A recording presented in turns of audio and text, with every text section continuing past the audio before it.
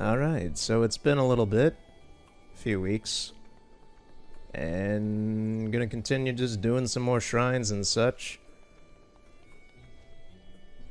Just kind of still, yeah, just wrapping up all the shrines. I've gotten a ton of Korok seeds in my time just off session doing this stuff. And I gotta say, I've gotten almost around 300 Koroks in this file, and I gotta say, I don't think I got this many even in my any playthrough, my first playthrough, my first master mode, nothing. And I gotta say, they're a real pain in the ass to get. They really are. I remember hearing, Gerard the Completionist, I believe his name, I haven't watched him in years. I think I vividly remember him saying how much of a pain in the ass it was to get all of the Koroks in this game. And I can see why. Just getting around 300 is a real pain in the ass. My god damn, Nintendo. Please. I know that they're in pretty obvious places, but I've had to scour for hours, many hours, just to get enough to get some decent slots for my weapons and shields and stuff. I still think I've gotten more than any time I've played the game in this file, but still, it's just a real hassle. Alright, let's actually start then. I forget why I'm in Hateno. I think I was just wrapping up... Oh, the last thing I did not on session was I did do 2 shrines, and there's still a lot of shrines left. I didn't realize how many shrines there were left until I actually looked up, like, how many are there left in the game? I had forgotten over the years. And, yeah, I have found all of them. I have found all of them, but I have not done most, if any, of them since I started looking for them. Like, there's a lot here that I have just not done that I'm surprised at some of the locations for some of these I didn't get. Like Zora's Domain right next to it. There's one down here in an area don't believe I had even really explored. There's one out here, which is one I remember getting in my first playthrough. It's like in this very gusty gorge with rocks everywhere, and you have to blast in to find it. So it's an obvious one, but I just completely overlooked it. There's just an amount of these that I didn't realize. There was a lot in Hebra and Gerudo, actually. There's a shit ton in Gerudo that I haven't done. And then the markers that are placed down, and that's the thing. I haven't gotten the ones in the Korok Forest either. There's one here, there's one up here, and there's one over here. And I haven't gotten those at all either. But aside from those in the Korok Forest, the ones with markers on them are the only other ones that I have not gotten, because these ones are actually quite interesting. And I thought it might be fun to do these ones in a session of sorts. Just because they're all ones that I remember, they're all ones that I like, and virtually all these other ones that I found are quite literally just, you found it. There's not really any puzzle associated with them. They're just, oh, it's hidden in a cave in a cliffside. This one's hidden in a cliff in a cave side. They're just really mundane ones, while the ones that have markers are ones that I think are a little more interesting. So we'll get to those maybe today, maybe some other day. But maybe one of them today. I don't know. I plan on doing most of these ones today, though. The ones that I found just kind of arbitrarily and through figuring out, okay, which ones don't I have? And there are a lot. And then there's this place that I've been putting off since the very beginning, because I really don't have fond memories of when I did it the first time I did Master Mode. So I've been saving this for like an entire thing. This one will probably be just one part. Because, oh god. Oh god, Koholint Island. That was hard just in the normal playthrough. Master Mode, last time I did it 2 years ago. And I did not remember having very good time with that. So enough rambling, let's get started. I think I'll start over here.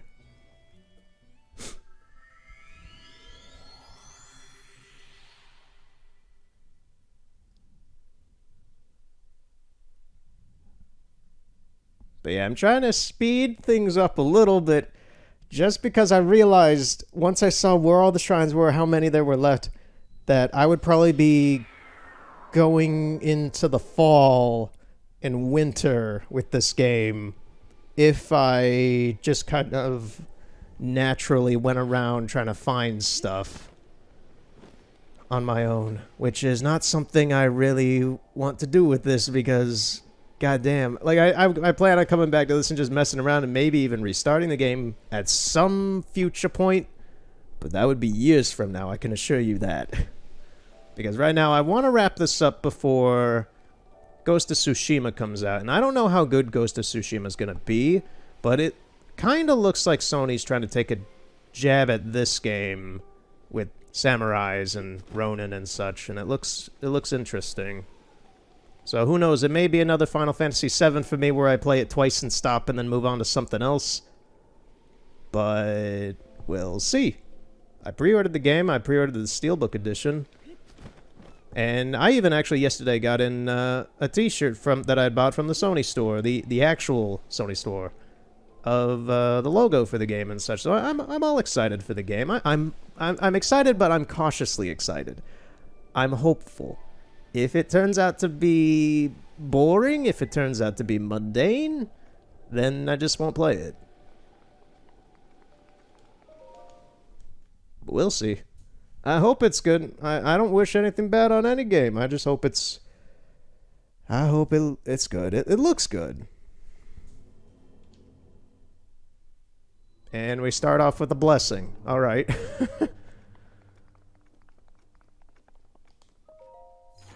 Easy enough. I'm gonna keep this. This is the Scimitar of the Seven I have on me, just because I got the sword, quite literally the sword, from the first Zelda in the game, using an amiibo, and I replaced this with it in my house back in Hateno. That, I believe, was the last thing I did a few days ago in the game.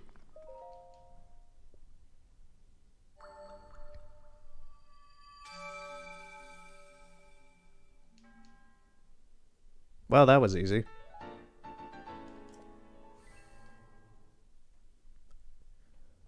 So in between the last part and this part, I've gotten a ton of Korok seeds.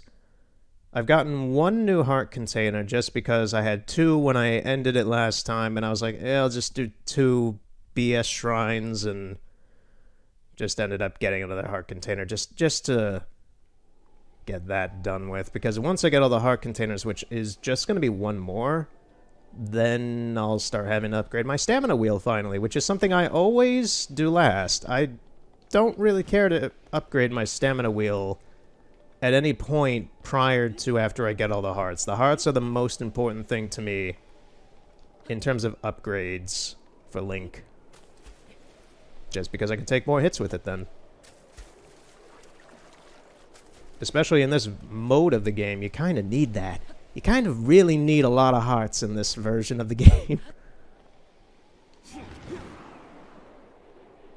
Now, for the blessing in there, you kind of had to solve a wind puzzle here. You just had to blast a few rocks open to get a wind gust here. And then once that was done, you just had to literally glide onto the platform. And you can't jump onto the platform. You can't stop gliding. You just kind of have to land on it. And then it opens up the shrine. And that's why there was a blessing in there. It was a mundane puzzle. It was really simple. Cass was here, but aside from that, I didn't find it worthwhile that much. It's just glide to the platform. Let's go to this one. There's going to be a lot of warping around. The thing is, I don't know what's in any of these shrines anymore, so I have no idea if there's going to be a big puzzle, if it's going to be a blessing, or if it's going to be a test of strength.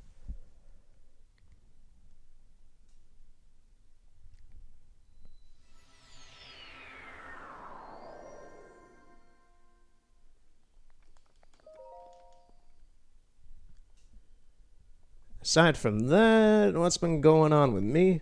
A little bit. A little bit of stuff, I guess. Went over to GameStop about a week ago. It's a test of strength, alright. Went over to GameStop about a week ago and had my mask on because of worldwide circumstances. And there were a few other people in there, but not too many. But one dude rushed in. This middle-aged dude rushed in and wanted to get a PlayStation gift card. And the clerk literally ran over to the middle of the store. Was like, sir, you're going to have to wait outside. We have max capacity in here, and I can't let you be in here. And they're just like, no, I need a gift card for my PlayStation account. Please, sir, I need it. He didn't have a mask on, nothing. Clerk's like, okay, you stand outside the door. I'm going to go grab you one. And just like, he's going to grab it. He held it behind the desk. Then the people who were in there earlier than me went in and paid. And then they let him, like, people are being, at least around here, they're being pretty strict about the worldwide circumstances and stuff. I know that. I've seen the news and I've seen how dumb people are being, but yeah, you just kind of got to weather it out. You got to get used to it. I'm doing everything appropriate for the time being. It'll probably be the new normal, if anything. I don't know why I did that. I'm just kind of talking. But yeah, it was funny seeing that being enforced for the first time, because I haven't gone into any stores in a while. But while I was in there, I picked up 2 games. I picked up the Ghostbusters game, the new one, the remaster of the old one, for Xbox One, just because I didn't have a new copy for PlayStation, and I'm like, my PlayStation shelf's kind of getting pretty fat. Like, I do have a shit ton of PlayStation 4 stuff. So I'm just like, my Xbox stuff's like half a shelf. I could use something for that, I guess. So I got that. And they've started, I'm not sure if it's just because they're low in stock on stuff, but they've started carrying boxed normal DS games again, which is something I've been noticing, but I haven't seen that in around 10 years once they started to phase that out with the 3DS stuff. And it's nice to see that, but at the same point, it's just like, jeez, that's really weird for GameStop to do.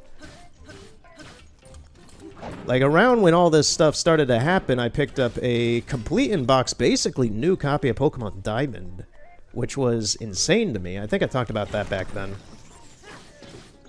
And I thought I hit the jackbox again, because they had a complete in-box copy of Mario Kart DS. And I bought it, and I took it home, got an actual look at the cartridge and stuff, and it's a bootleg. I'm actually not upset about it. I was laughing about it, and I took some photos and stuff and shared it online. It was funny.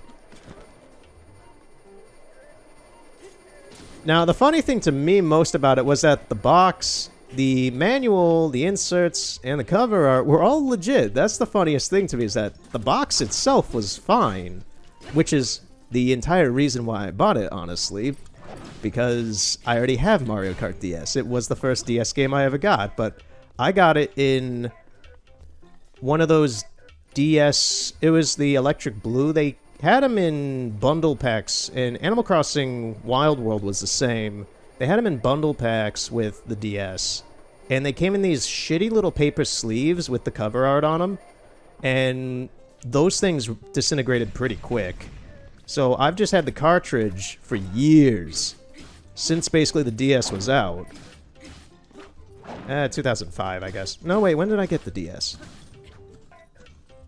I think I got it in 2006, I want to say? 2006 or 7, maybe. Damn it, this guy. Regardless, I've had a Mario Kart DS without a case for many years. So I was like, oh, there's actually one here. I don't care if the cartridge is legit or not. Like, I could just give that to somebody if it is legit. And it turned out to not be. The cartridge itself was actually bootleg, which is something I've never seen in person for a DS game. I've heard of them, but you find Game Boy Advance games and Game Boy games a lot more common to be fakes.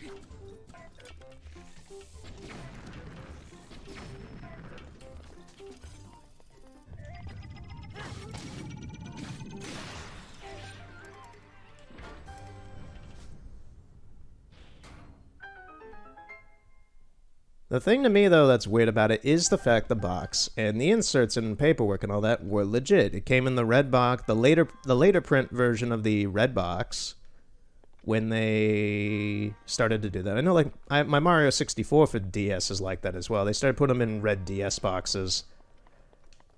All that was legit, so I started wondering, what reason would this person have a real box, but a fake cartridge? So I'm assuming that it's either, even if it was like a teenager, a young adult, parent, or somebody, I feel that whoever owned that copy lost the cartridge and then ordered one either from eBay, AliExpress, or whatever to try and get a replacement copy of the game, but they still had the box. So to me, it doesn't seem like it was done with ill intent. It just seems like somebody tried to they tried getting a copy of the game for cheap again at some point. And then they probably didn't know that the game was fake. Regardless, the GameStop employees, I don't expect them to look at that kind of stuff. But I don't know. I found the whole situation, like, at an overview standpoint, it's not good. It's not great. But at the same point, most people who are going to buy that anyway in the first place, if I hadn't bought it, I'm pretty sure the person who would have bought it after me wouldn't have given a shit. They wouldn't have even known. So even for me, it doesn't bother me. I'll just add it with a few of the other bootlegs that I have that I can use as examples for fake games. Because I've gotten fake Kirby's Amazing Mirror. I have gotten a fake Pokemon Silver once. And I've gotten this Mario Kart DS.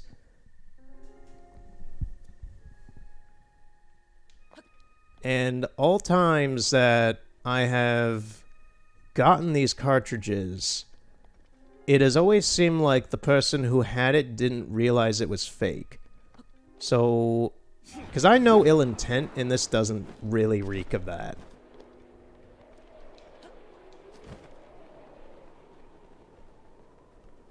Is there anything down here?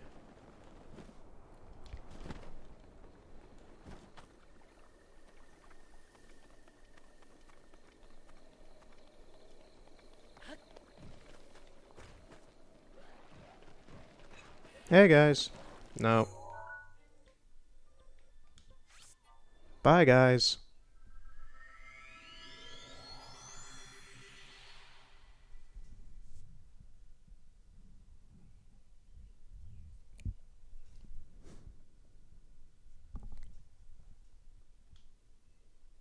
I will say though, going into GameStop for the first time in a few months, and knowing how they've been operating online, because I already talked about last time I got a bunch of games from them online and stuff, and that Street Fighter looked like someone had chewed it in a mouth of Cheetos, and it was pretty bad. But the store itself looked noticeably in worse condition. Not on the part of the employees or anything of that sort. Oh, finally, it's been like a week since one of these has happened. I've been wondering, there are so many areas where there's no Guardians anymore because there hasn't been one of these. Go ahead, get it over with. Do it! Summon the Blood God! Ooh, mushroom.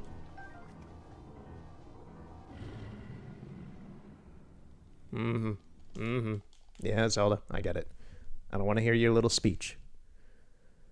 But the store itself, it's not even in, like, bad condition. It's just noticeably empty. There's a whole lot of nothing in that store anymore.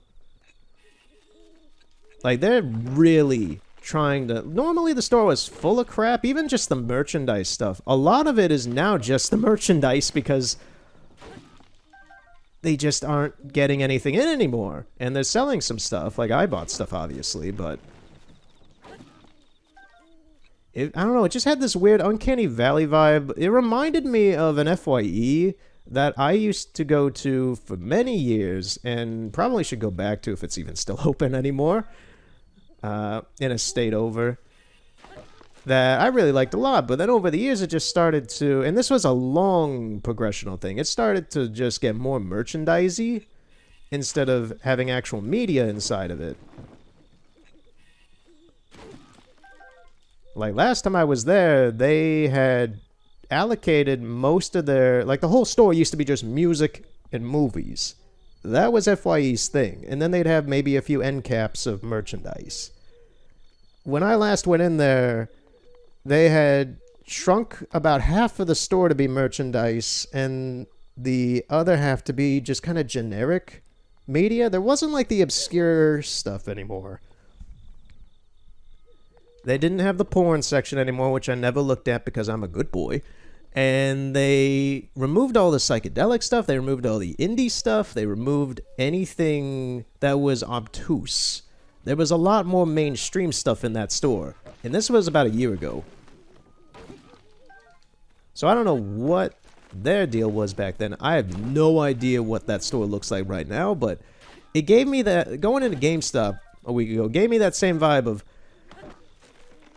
there's a whole lot of nothing I want in here anymore, which is a little disheartening because, my local game store hasn't opened up.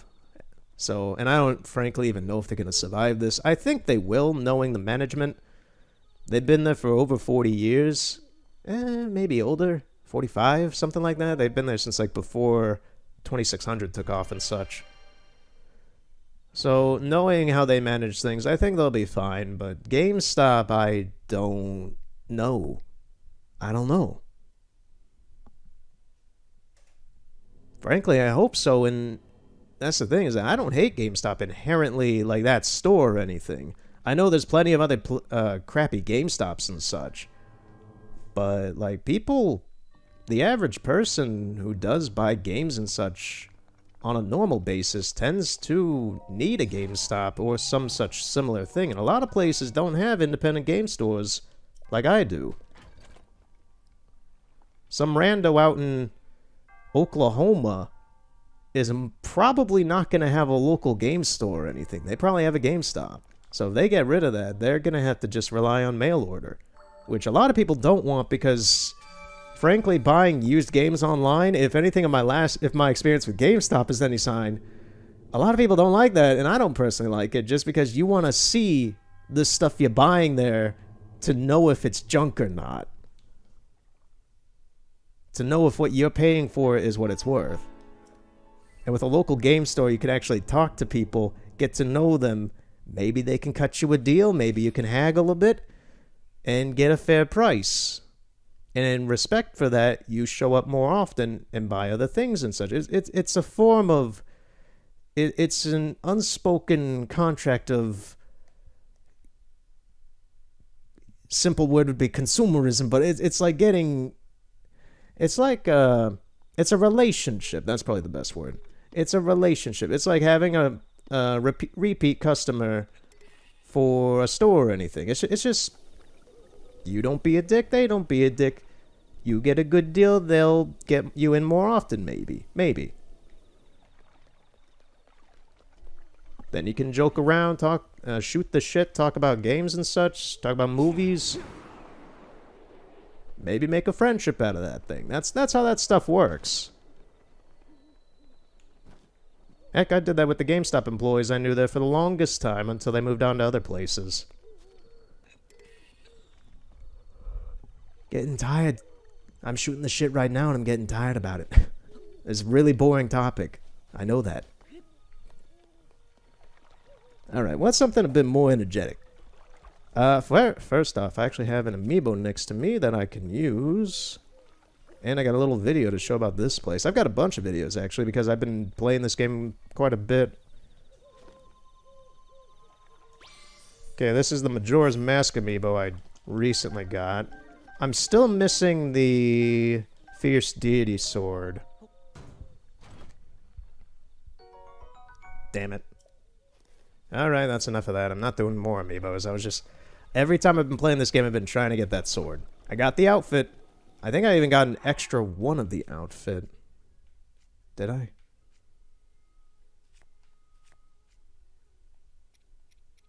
Did I sell it already, maybe? No, I still got it. Yeah, I got 2 of the armors. So, I think I'll sell that down here, actually. I'm right next to Kakariko. And then I'll show the little video. Well, I got a few, actually. One of them's a few of them are actually glitches, which are pretty good. One of them especially I found interesting.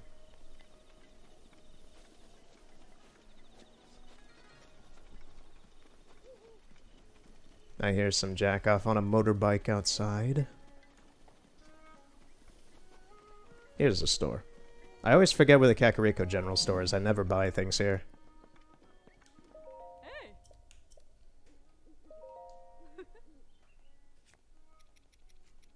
Okay, the only repeat clothing? No, I got one extra, the Cap of the Wind, as well.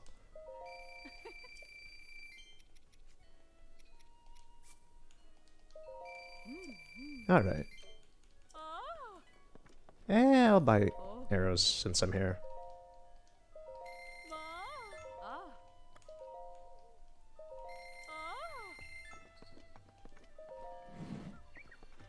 Alright, so the videos I got. Let's actually check the news first. Nope, nothing. So we got some interesting stuff here. I forget where I left off last time. I don't think I showed this. Bye-bye! Yeah, the Korok wants to kill me. Nice lighting. What was this? Oh, this was... I was climbing a mountain, and I saw a shadow go across, and it scared the shit out of me. I didn't realize that that was the tower at the time, but I just saw this pattern go across the hill, and I was looking like, what the fuck is in front of me? I'm panicking at this point, just like, what? And then I realize it's the damn tower. Moments like that make me really appreciate the lighting design in this game. It just that itself kind of scared me. I was like, I've never seen this before. Now what's this?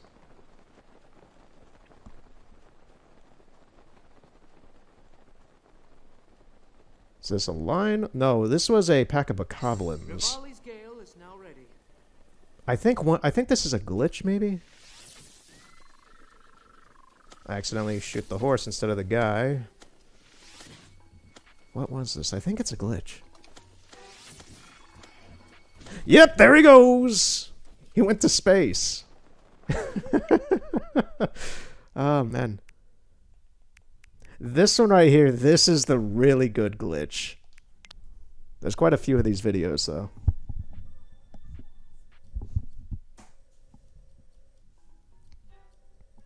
I think I just die in... No, it's not a death. I was busy on the map. I think I teleport somewhere. Oh, lovely.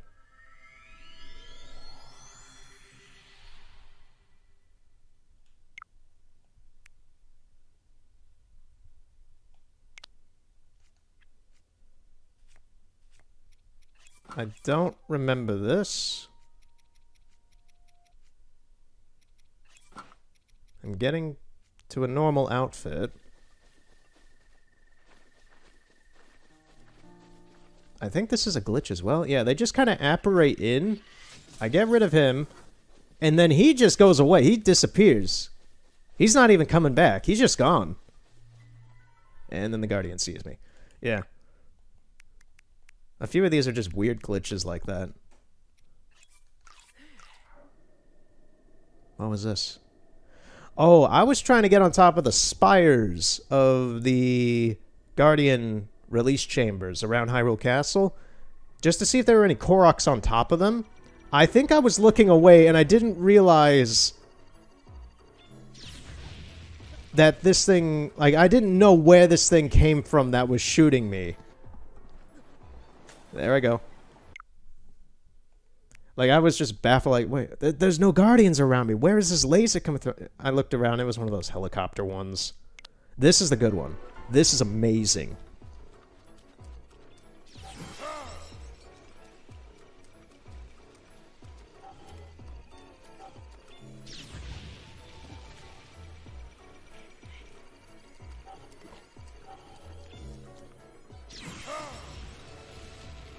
He's gone. He's out of here. This bastard got hit by his own laser beam, and he fell through the world. He just fell through. I didn't expect this at all. I was ready to fight this bastard. And then he's just gone. It took me a minute to realize what had happened. I thought maybe he, like, hit himself and he flew up into the air or something, but he didn't come back down. So then I rewatched this and realized he just falls through the world.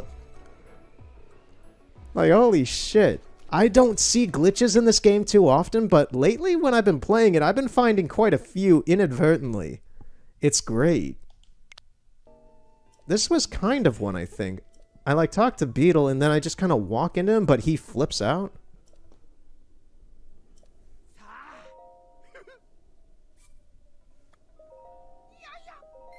Yeah.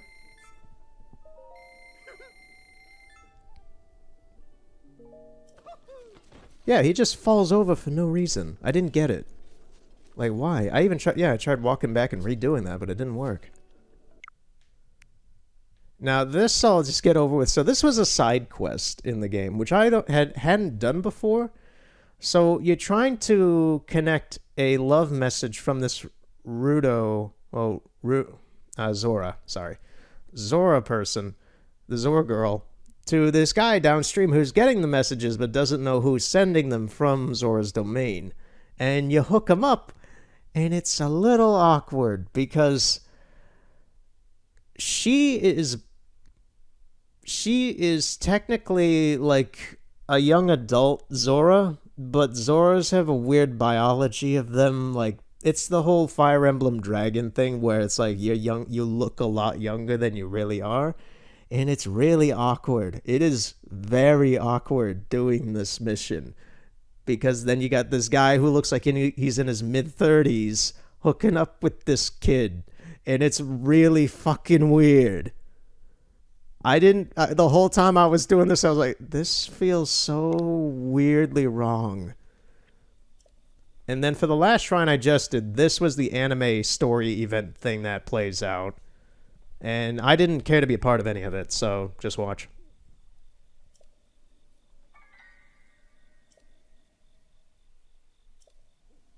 It's supposed to be some sort of big fight. I didn't give a shit. I was done.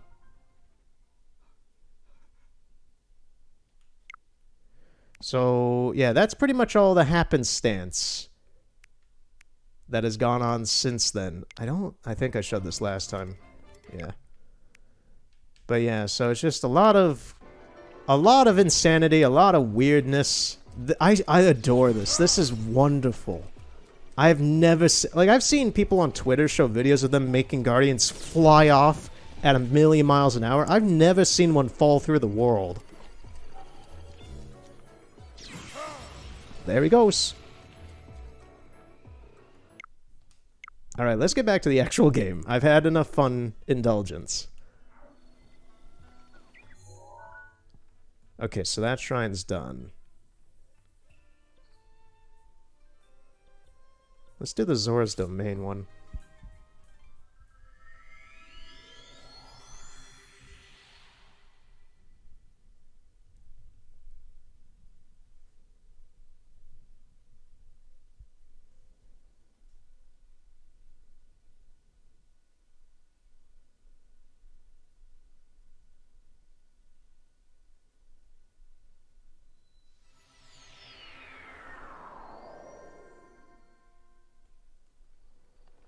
Alright, so I'll just be at least descriptive of to what this shrine, if there was a puzzle associated with it and I remember it, I'll at least describe what it was. I had to go up this waterfall and jump onto a platform in the water to summon this shrine. And that was about it for that one. So, it may be a blessing, I doubt it, because the challenge for it was very easy.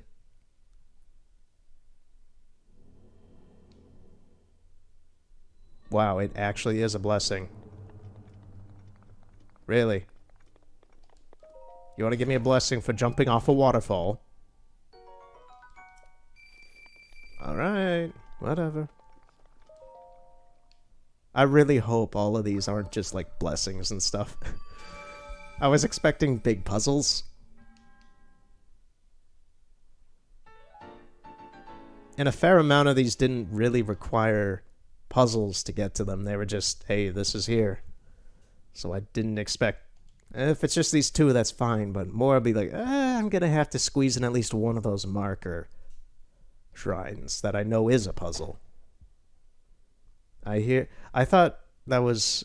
I heard something earlier, but now I'm hearing... If you heard that over the mic, some jack-off's putting fireworks out. That was pretty loud, actually. That kind of startled me. It's not even July, guys. Please. It's still June. Guys gotta wait another week. It is a nice day out, so I'm not surprised people are doing stupid stuff.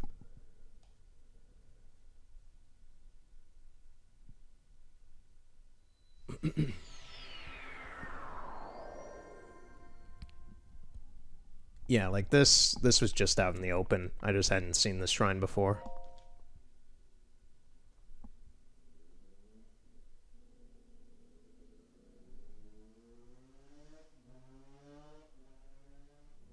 If you didn't hear that motorbike just now, then my microphone does a very good job at muting things.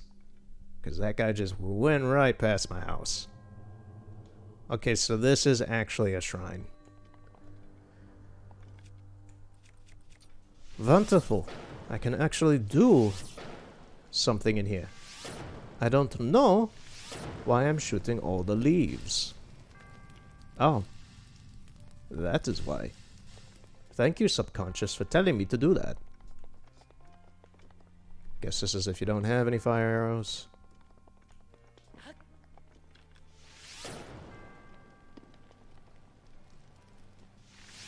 Oh, this shrine is easy peasy. I am very OP for this.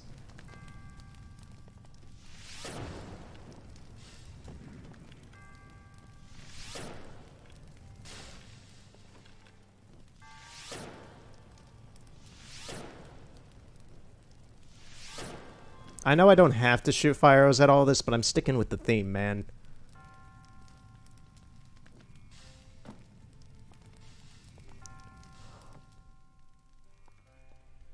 What? Did you see that?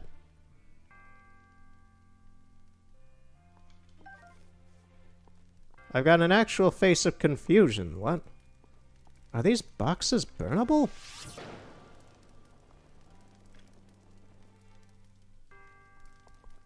That had to have been a wooden chest then. I thought that was one of those chests.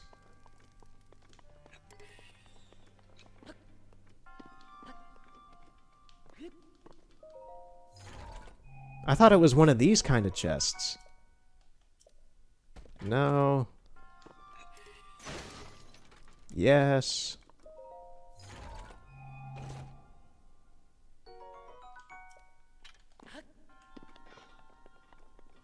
Okay, so how do I get this then? Oh. Uh-huh. Smart one. Smart puzzle move, maybe? No? Gimme. Gimme. Okay, there we go.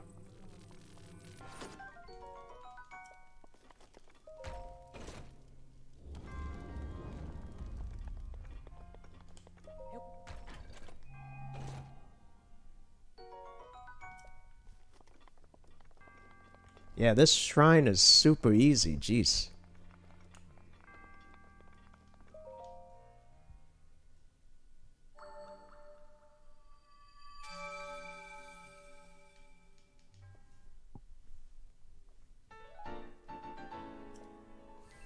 I've already been through 5 shrines, jeez.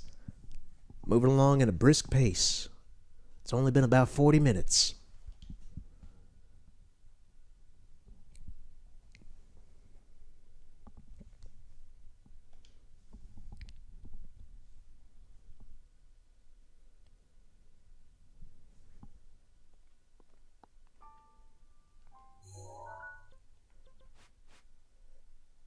There's one north of me. I think I'll actually just walk there.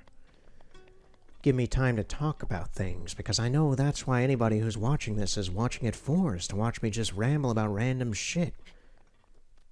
That's the draw, isn't it? Isn't it? It is not, I know. It's filler. It's to kill the dead air.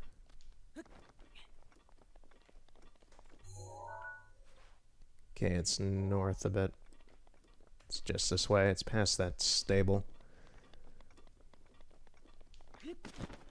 As for what I've been doing in my downtime, aside from doing this, and I have been playing through Pokemon Sapphire again. And I gotta say, I remember, like, I've always known why I prefer some of the older Pokemon games over, like, Sword and Shield, Sun and Moon, and Black and White and such, is how damn fast Gen 2 and 3, not so much 4. 4 is probably one of the slower ones, but the story wasn't something that bothered me too much. Just how fast those games were. Like, I'm speeding through the menus and the move selections and the switching around the Pokemon in my party and such. Just, the games move so goddamn fast. I love it. Rivali's Gale is now ready. I feel like I'm a Taz doing that kind of shit. And then I go and play Pokemon Sword, and it's so damn slow. It is just so slow. I never beat Sun and Moon because of how slow it was. I even got Ultra Sun and Moon hoping they maybe fix some things with them. But no, they just tacked on a bit extra story for $40 again, and I didn't give a shit.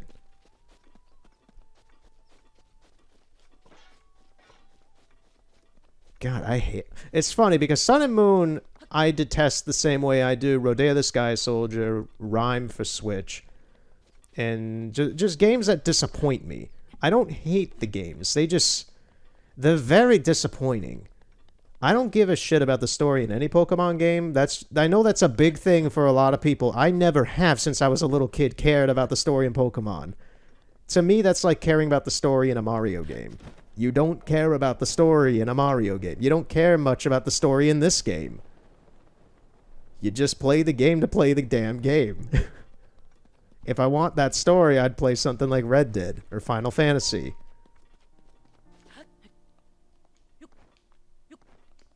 Or Uncharted. Or something other that has more effort put into its story.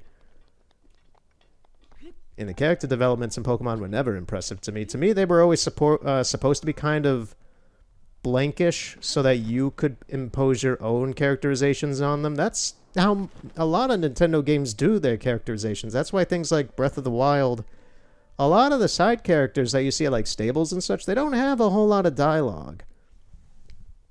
They don't have a whole lot of fleshed out character. Now, some do, like Cass. Beetle doesn't really. It's kind of relying on you knowing Beetle from past games and such. But they do just a minimal amount to where they seem like written characters when they're not much.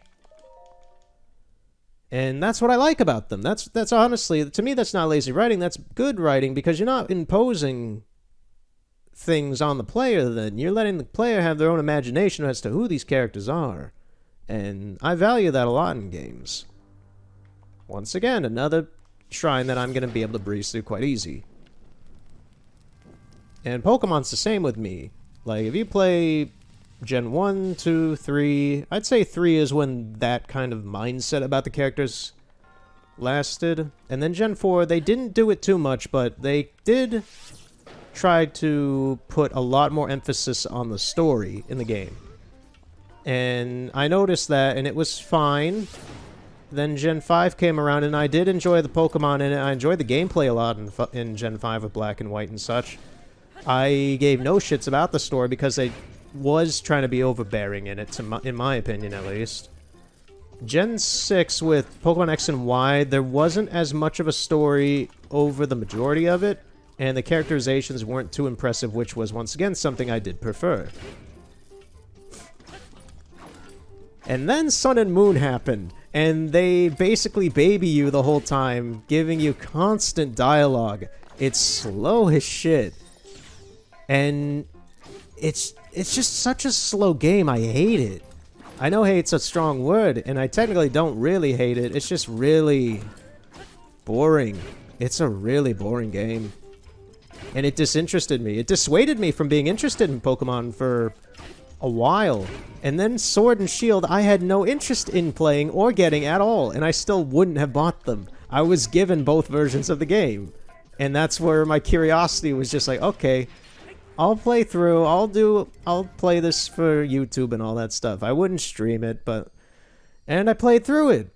And it was fine. I enjoyed my time with what I had with it. It was still one of the most boring Pokemon games I've played. I don't hate the game. I don't dislike it more than Sun and Moon. I'd put it probably with Gen 5 and just being fine. It's alright.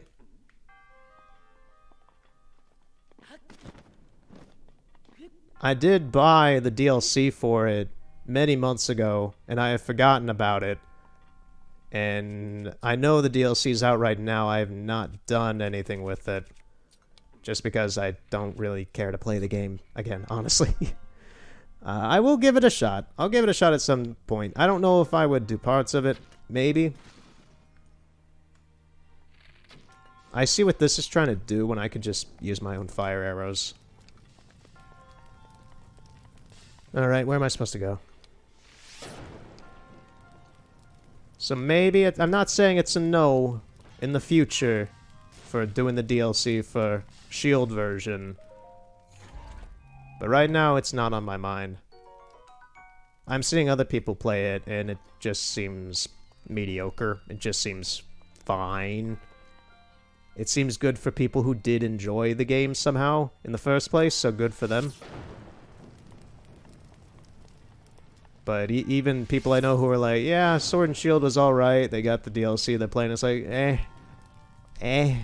it's fine.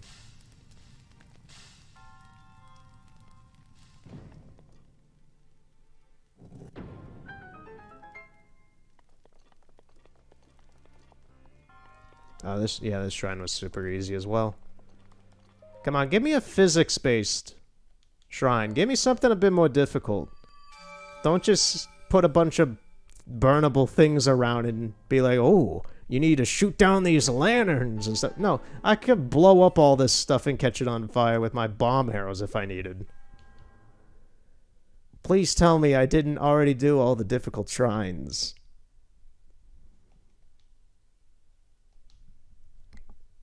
Okay, I've had my little Pokemon talk. I've had my little opinion piece. I don't like giving opinion pieces too much because I'm one of those guys who does appreciate mundane gameplay. I love One Piece Romance Dawn on the 3DS. I liked it so much I imported the Japanese version, the original version for the PSP. That is an extremely bland RPG. Yet it is so good at repetitive gameplay that I bought it again. I imported it, for God's sakes. Just so I could have it on the PSP. And have the original version of the game.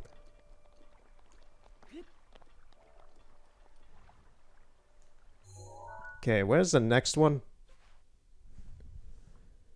I kind of want to do this up here. This is actually the Faroche.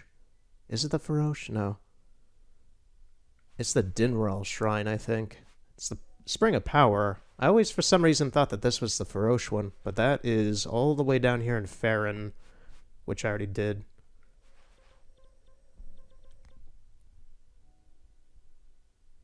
I think I'll just do this now, then.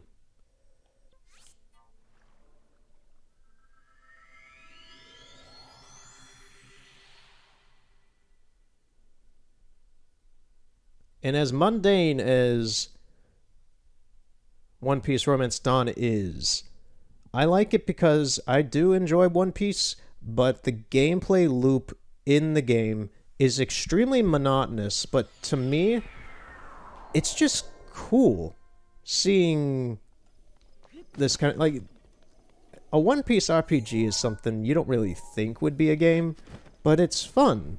It's not like the Unlimited games where it's more of an action-adventure game. Slash kinda RPG, if you count some of the level up stuff in the game and the ability unlocks and stuff like that, which take a long time to get in those games, and is the main reason why I don't play those constantly, because they are big time sinks.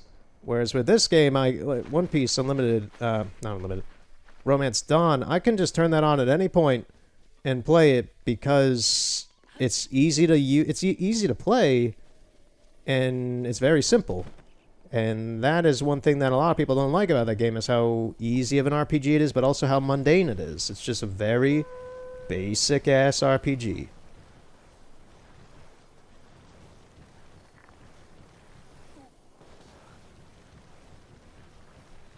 I'd recommend it if anybody wants to play a game like that, but the thing is, not a whole lot of people do. And I respect that. I understand why people don't like the game.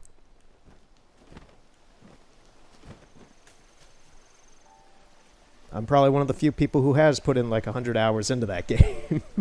It's just fun, which shows, because the game's story itself, just going through the game, it's only about 25, 30 hours. Yet I've played like 100 hours in that game. I don't know. Opinions are fun. Alright, so do I have a Dinreal shard or scale or anything?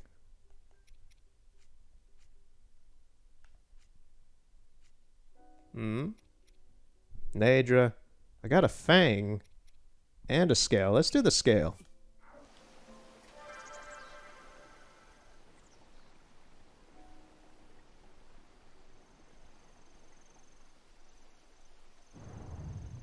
And there we go.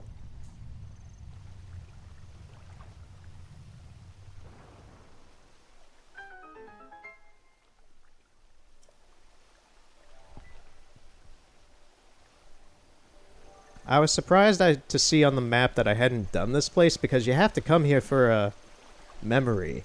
And I hadn't just overlooked this place completely.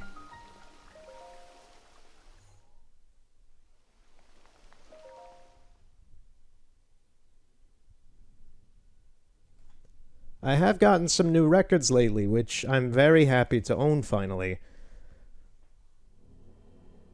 The first one would be... and I hope I get the number sequence correct. 90125 from Yes. Frankly, what most people would consider their last great album, and I would be one of those people as well, after listening to their whole discog. It's the one with Owner of a Lonely Heart, for anyone who doesn't know what that album is. It's a very good album. The whole thing is really nice. And I got an original pressing of it, and that's very nice too.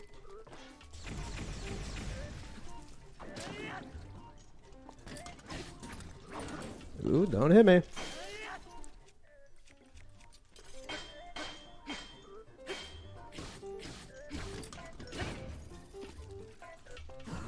There we go.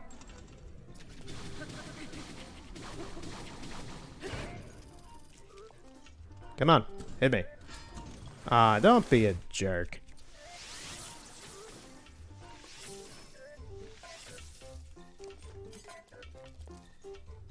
Come on. Oh, at least he got my shield, not me. I thought he hit me there.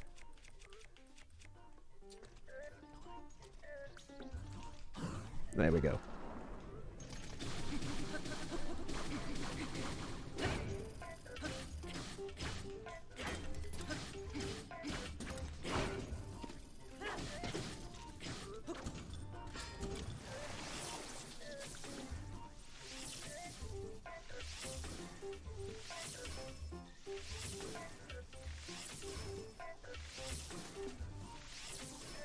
Cheesing it.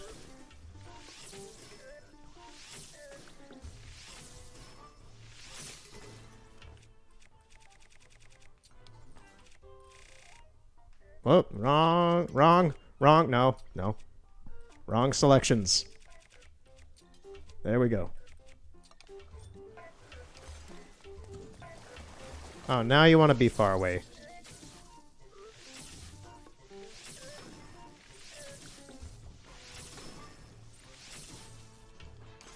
Come on. Ooh, nice block. You left your flank open. Master Sword's gone. Let's bring out the big gun.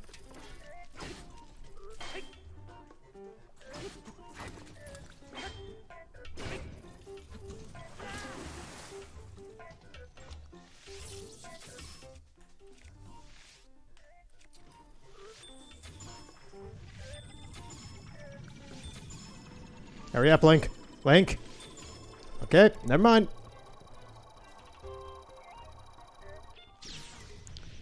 This ain't good. This ain't good. Emergency. Ah. Alright, he wants to be a dick about it. Eat this.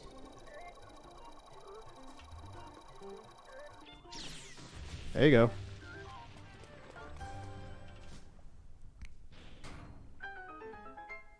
The emergency shield never fails.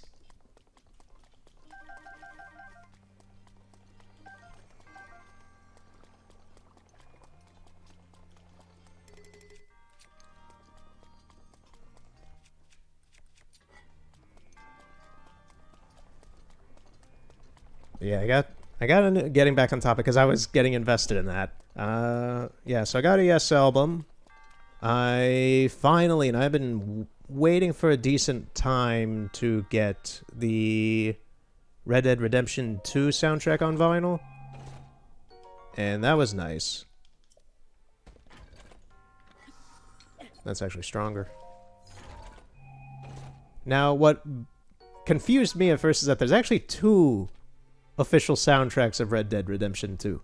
There's the one that just has the in-game music, like the score, like the background music score. And then there's one that has a little bit of the score and all the songs that are like all the main singing songs. And I got the main album, the one with Arthur on the cover, the red one. Then there's also a white cover version that has Micah on it, and that one is the background music score. And I don't have that one. But I did get the main score, which is nice. I gotta say, out of any of the vinyls I do have, it's frankly one of the nicer looking ones. It's up there with the Skyrim box set I have and like Sonic CD and such, in terms of overall quality.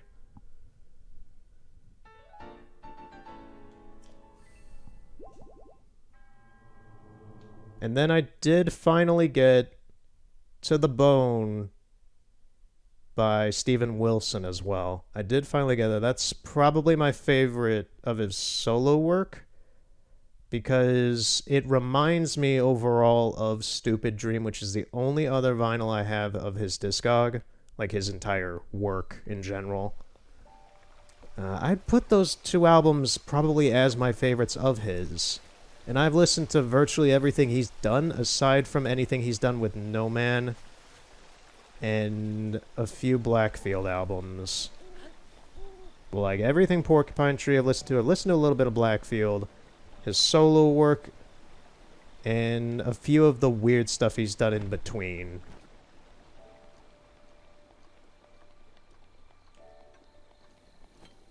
And I gotta say, Stupid Dream is still probably his best work in my opinion.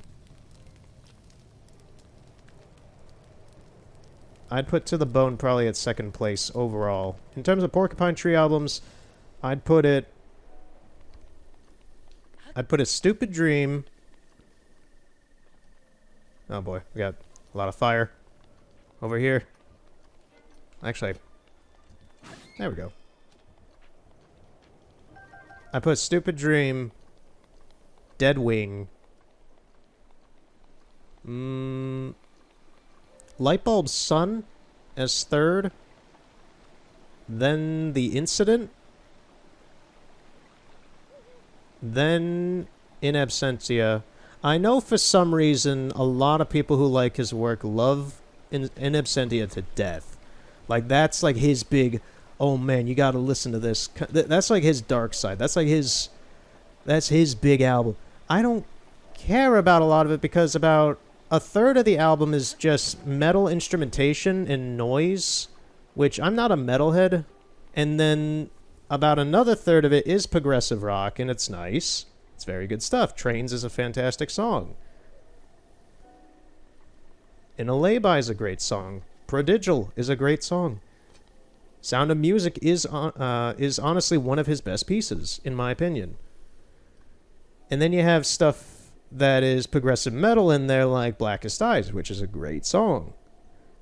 And it's overall it's good, but it's got so many like levels of good and like average that it doesn't feel like.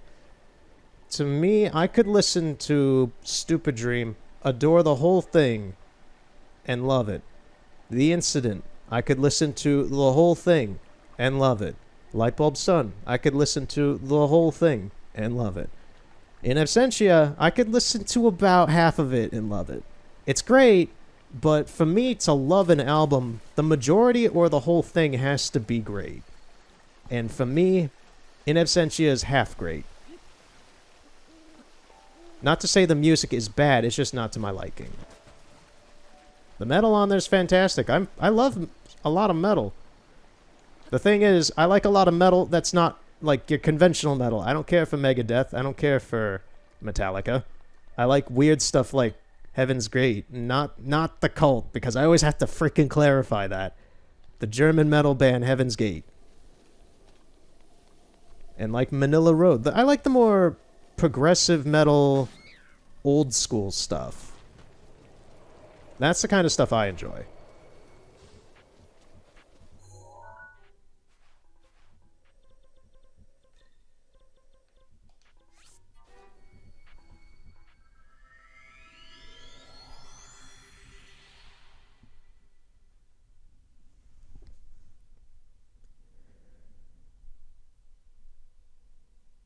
So yeah, I've been listening to a lot of music.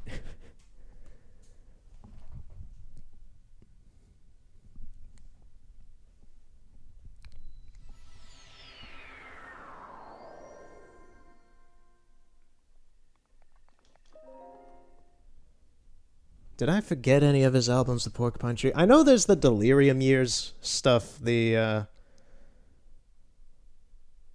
4 albums technically he did before Stupid Dream, which, that's the thing. Stupid Dream is generally, at least to my knowledge and personally from what I feel from listening to them constantly, just his whole discog.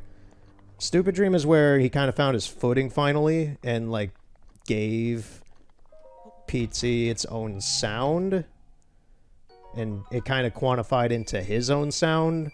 Because Signify, the album before that, is kind of a mix of what would become that sound and some of the weird experimental stuff he was doing when Porcupine Tree was still technically a joke band and also a Pink Floyd ripoff.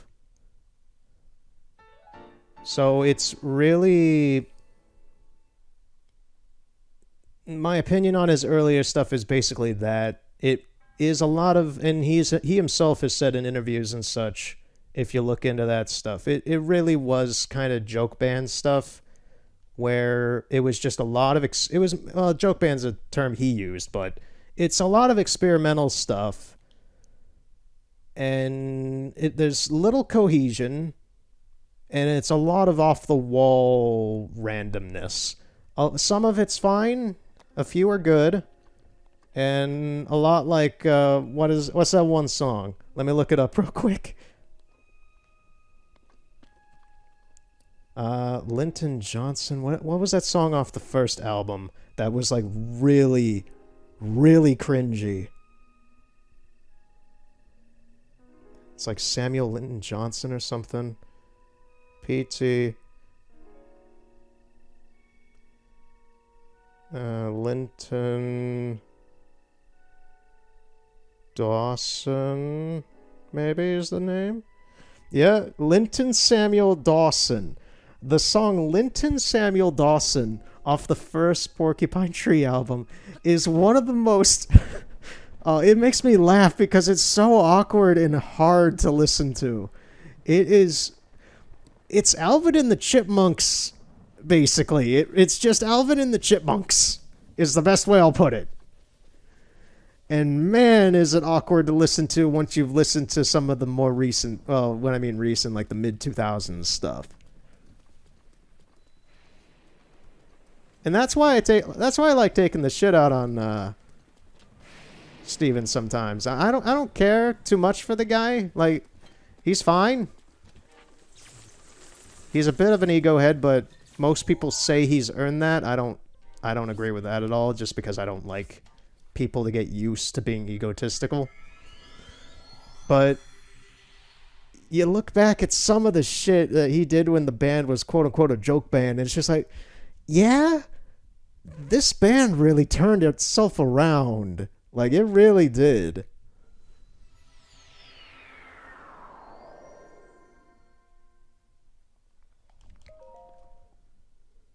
And then he does stuff like Perminating, and more recently with Personal Shopper, which frankly I like the chorus in Personal Shopper, but at the same time the majority of that song I don't care for, because it's just corporatism bad, individualism good, which you could argue is a lot of his music, but at the same time I don't feel that. This is the most blatant, like, this is bad, this is good in terms of lyrics for one of his songs. It's just like, dude, yeah. Yeah, you got anything more metaphorical? Oh, that's a good weapon.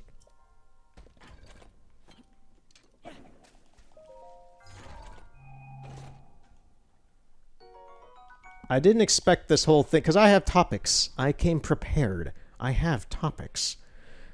I didn't expect this whole thing so far to just be like just a strain of mind, just rambling, which I feel happens often with my sessions. It is probably why my professors love me, is because I'm very good at just talking a lot and elaborating and doing that kind of stuff.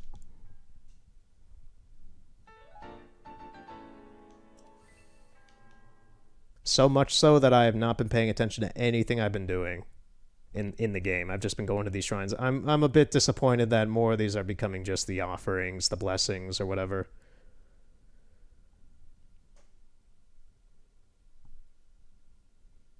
Alright, let me jump topics, because I've kind of stuck on the records and the Steven Wilson stuff and all that for probably long enough. I could probably talk for hours about it, but I know when I stay too long on a topic. So, recently I did get 51 Clubhouse games. It's a nice game. It's a nice collection of games. I am very good at the games, and I'm a little disappointed Nintendo didn't put more effort into the AI, which is funny because everybody I know on Twitter and Discord and other people that I watch stream, like Vinny Vinesauce and Vox Skeletor Joel and such, they all have a lot of trouble playing these games. Specifically Connect 4, which I beat in probably about 15 minutes. I beat the impossible and everything. All you gotta do is trap them, dude. Well, dudes, anyone, dudettes, anybody. All you gotta do to play Connect 4 is trap the AI. You gotta create multiple sets of planned winnable strategies. You gotta plan that stuff out ahead of time and pre-orchestrate everything so that the AI... And I know this is like, you just gotta do it, bro, forehead kind of thing, but it's just like, you kind of do. I can't really explain it more because setting up a trap is more of a personal thing. You gotta do all that stuff on your own and figure out how to win. But you do just have to premeditate multiple winnable scenarios where the AI either messes up or you catch it off guard. You can trap it as well, which is totally normal. Most people would trap it. Regardless, I find the game very enjoyable, but a little simple for the AI. If anything, for me, I can finally play Koi Koi against somebody because I've been playing it for years and I've played nobody at it. Because nobody in America knows how to play Koi Koi, and for some reason they called it Hanafuda in the game. Which, yeah, it is Hanafuda cards, but...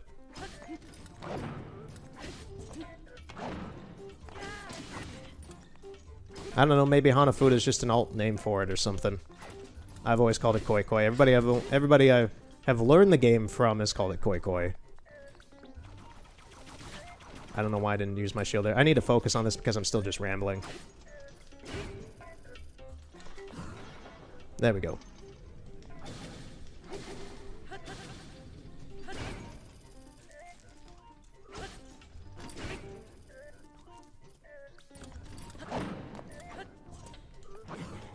Got it.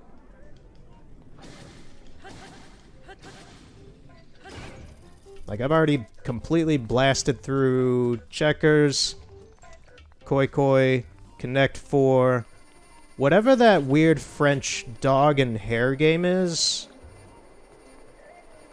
And I've only played the game once so far, but it's good, and I'm breezing through the games in it, which is both a little annoying, but also the games themselves are very well done. That's the thing. The game itself is fantastic. I think I'm gonna do chess next. And see how good the AI is at that. I hope it's decent. Because so far all the AIs I have fought... Hanafuda was probably the most... No, the hare game was the most simple. Just because you gotta wait back and forth and make it get impatient, and then you just win. Just win, bro. You just gotta win. I don't know. Maybe I'm too good at board games. I've played them by myself for years, but I don't really play them against people. So maybe I'm actually good at board games. I don't know. Oh boy. Yet I am losing to this robot. Eat the raw meat, Link. Eat it. You're not gonna get sick or anything. You'll be fine.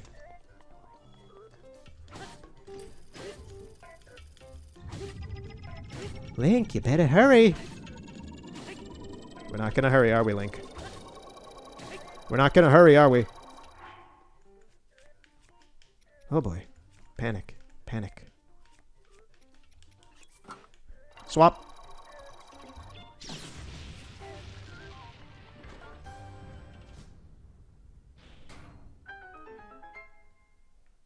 Alright then. Whoa, this sword flew way far away.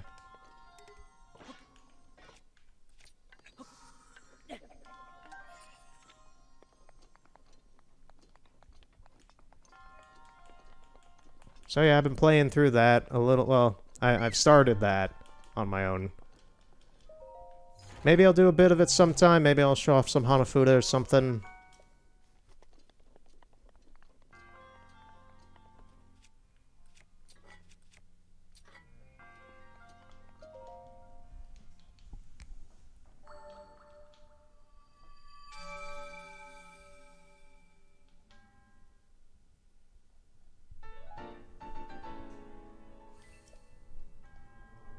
Now, since I brought up Vinny from Vinesauce, he kind of kept clipping into this weird Ray Bradbury Russian cartoon thing that he found a few streams ago of his. And he recommended watching it. I watched it, and I gotta say, I really liked it. It was weird. It wasn't... That's the thing, it was... There Will Come Slow Rains or something is the name of it. Now, I like Ray Bradbury's works a lot. I haven't read all of his stuff. Fahrenheit 451 is one of my favorite pieces of literature. But I watched this thing, and it was like, yeah, this is definitely Bradbury. Just a very creepy post-nuclear winter future house... with a robot servant tube thing that, like, opens the doors and you just see the ashes of the people who were living in there. And the robot's still doing its thing, like its routine, what it's supposed to do. And everybody's dead. And it's morbid. That's the thing. It's morbid. To me, it's... Oh, I remember this puzzle. I hate this one. That's the thing. I make weird art as it is in an existential sense, so morbidity in a cartoon like that too. And had seen a lot of people in the comments section be like, "This is horrifying." I'm like, nah, this is fine. This is fine. I'm totally okay with this. Like, yeah, I could see the morbidity in it, and I understand the morbidity in it. But to me, I'm pretty jaded to morbidity.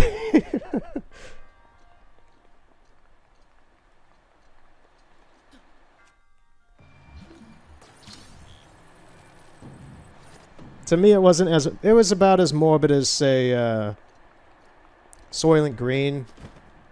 I'd probably put it on that level. I don't know why I just tried to grab this with the magnet.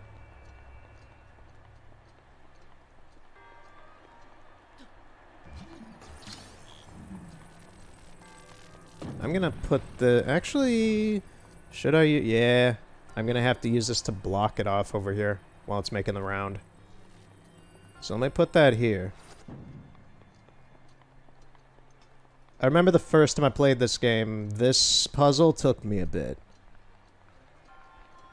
Just getting the timing right with that platform. Which I don't think I got. Nope.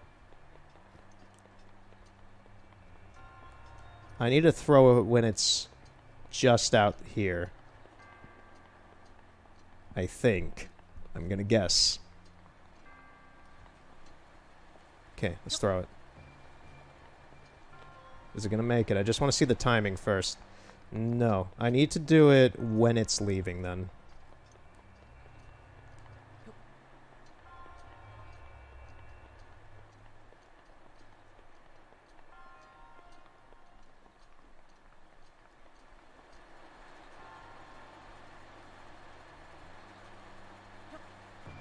I threw it at the wrong time because I was busy thinking.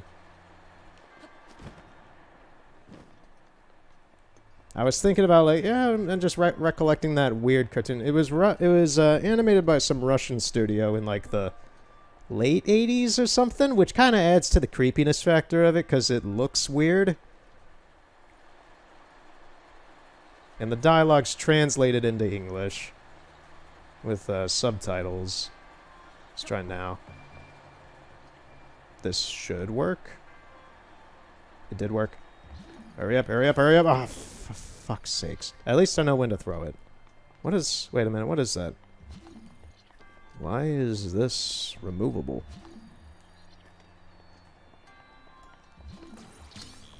Secret? Huh. Okay, then. I was just gonna lift it up and do it, but alright. That makes it easier for me. I didn't know about that. Alright, so let's get the timing. And I hope it's on time. It should be this time. Off by a millisecond.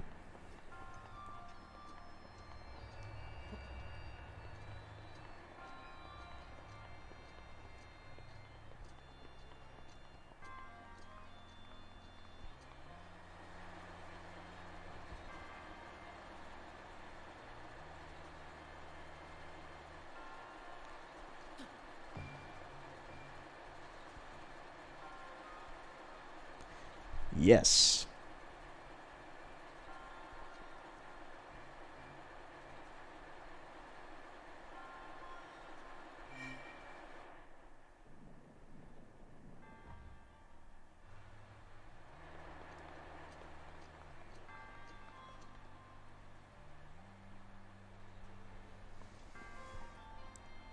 Okay. I'm guessing this is why I didn't like this one. It's because it's stupid. Oh, no, let me out. Let me out.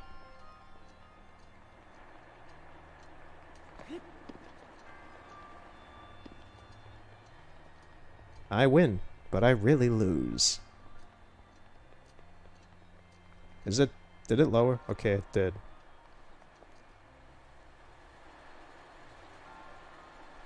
Let's wait for the next cycle.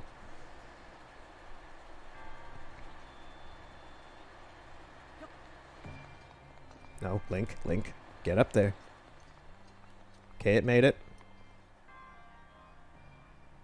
I was gonna say, if it falls out at that corner right there. There we go. Alrighty, finally. That wasn't actually too bad. It was a little annoying, but eh.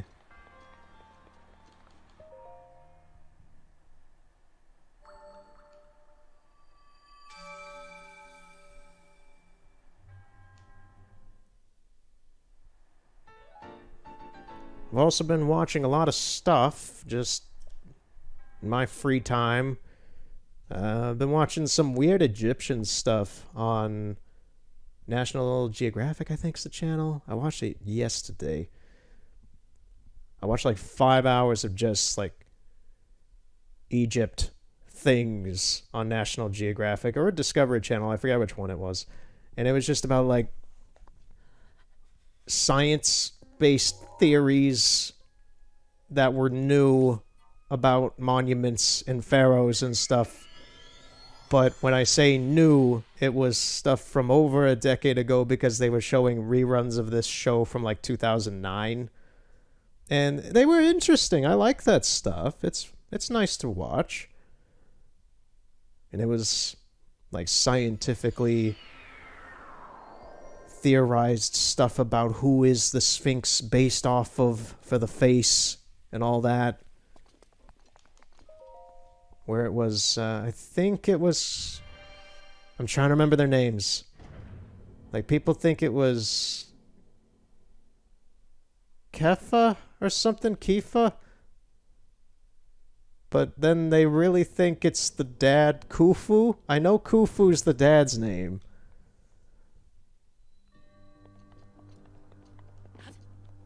Regardless, I found it interesting. It's stuck with me, but at the same time, I'm bad with names in the first place, so...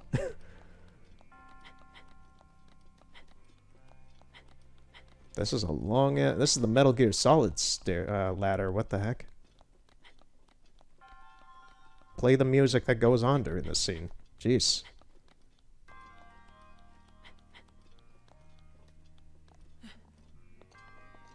This is a very linear shrine.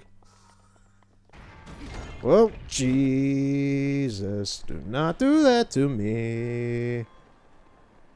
Jesus is a friend of mine. Jeez, I almost flew off this thing.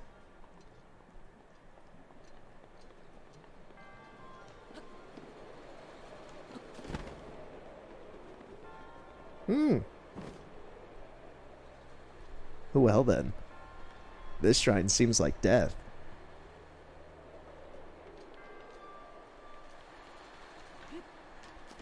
Jesus is a friend of mine. I am singing this song because of reasons. Comedic effect and whatnot. Because I am nervous. Oh, Jesus. Don't do that to me, man. Don't do this shit. I don't want to be impaled.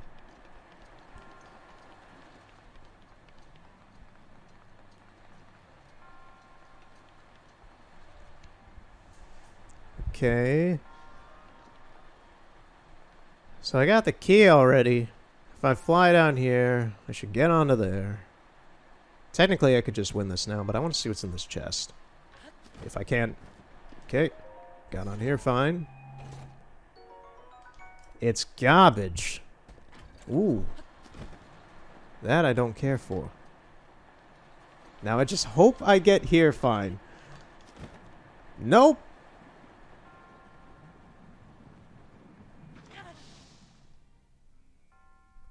Lovely.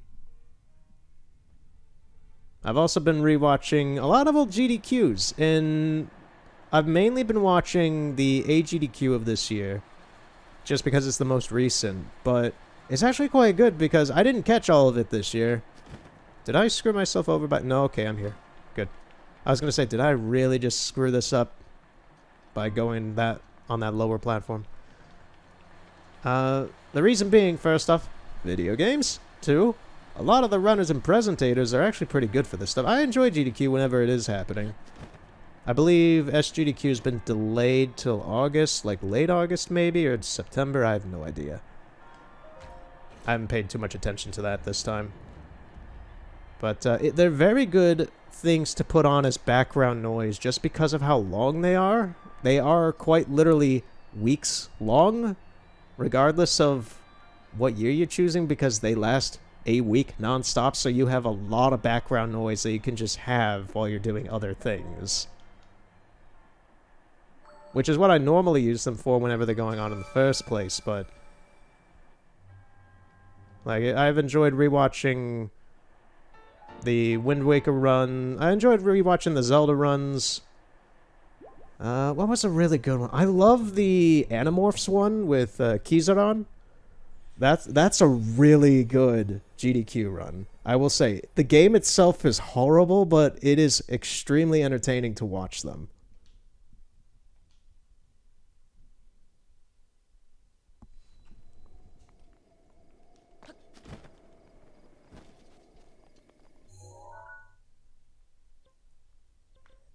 Is there any more in Hebra?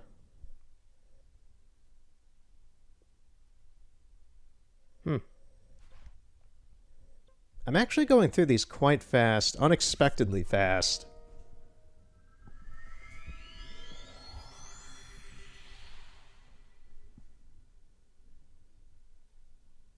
I kind of expected to get through all these in maybe 2 sessions, but it seems like I'm going to get through all of the random ones in 1 session at this point.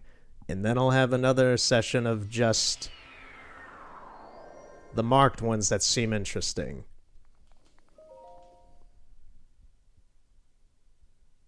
So, we'll see what happens with that.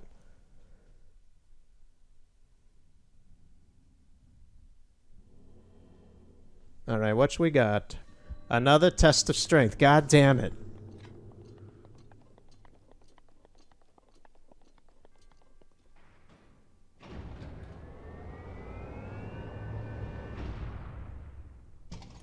The ones I do next time with the markers, I know that some of them have... actually, technically all of them, that's why they're interesting. They all have puzzles with them already, so they'll be more interesting to see.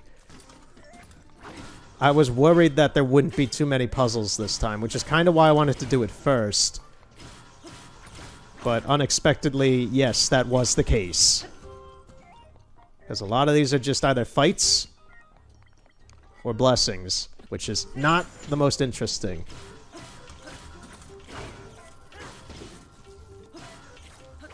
This sword is doing very good damage to this thing.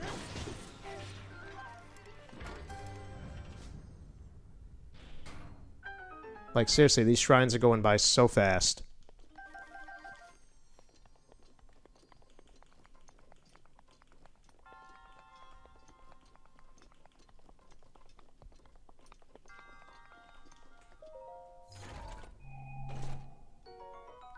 No.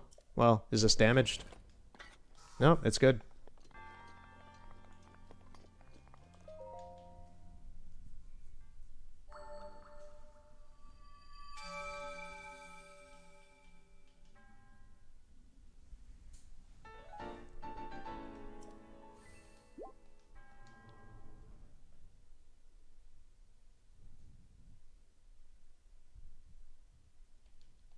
One of my more recent, since I'm going to only bring up music one more time, and it's just going to be that I've been recently listening to some Return to Forever, and I got to say that Romantic Warrior, which is, among most people, it seems, as their best work, and frankly, one of the best jazz fusion albums ever put together, is what I've seen, at least online. I've only recently found these guys with Chick Corea and such. Korea, whatever, however you pronounce that. Korea.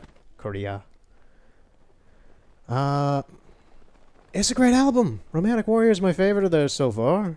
And Majestic Dance has to be my favorite of their songs. Because it is really, really good. They are really good jazz fusion. And I like it a lot. Frank, I was listening to that album while I was just playing this and doing the Korok stuff, and I kind of can't associate that album now without thinking of this game because of the marimba and xylophones being used, added with the smooth bass, and it's just like, It kind of reminds me a little bit of the instrumentation used in the Korok Forest. Just that marimba and xylophone and all that kind of stuff. It's really good stuff. The best way I always can describe jazz fusion is more or less a kaleidoscope of music. It's a lot of various parts. There are segments, there's weird instrumentation, but the thing is, it's all cohesive in its own way, normally, at least.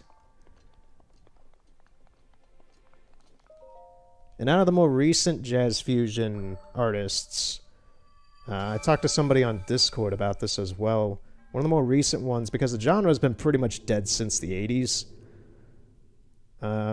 Thank You Scientist is a very good recent continuation of that legacy. They're more a progressive jazz fusion band, but they are certainly jazz fusion. So I have no idea if they're going to be putting out a new album anytime soon. They just did recently, so I don't know.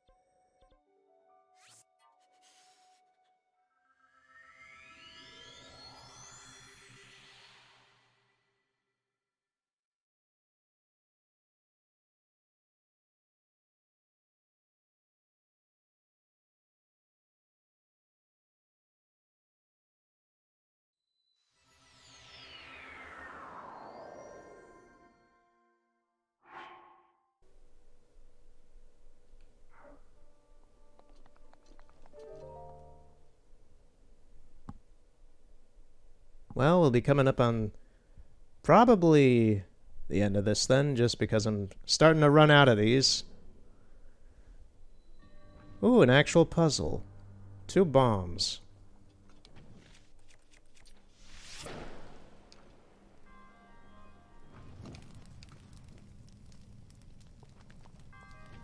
Okay, so these are locked. Let's see where this leads.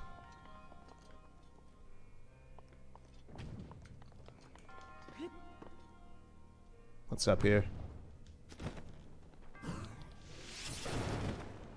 Can't shoot through that. I'm gonna have to use this then.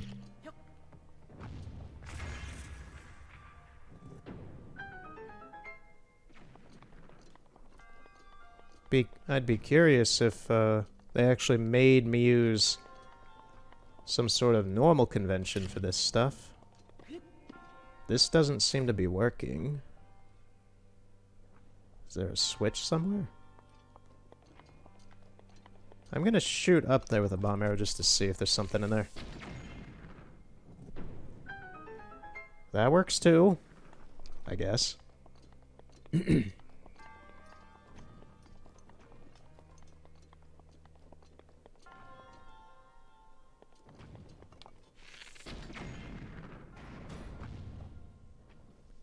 Okay. Yeah, I can cheese this.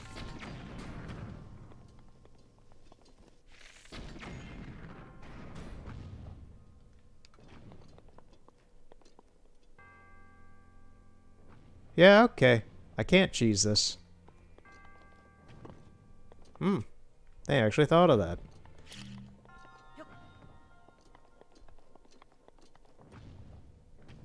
Eh? Oh, I get it. Alright. I see what you're playing at. Took a sec.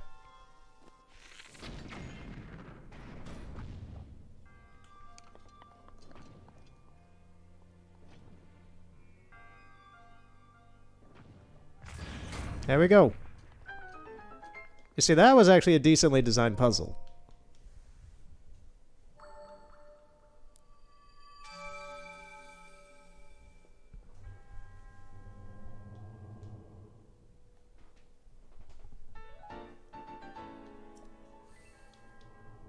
I went to go turn on my air conditioner. I forgot to shut my door. Oh boy. Shut the door.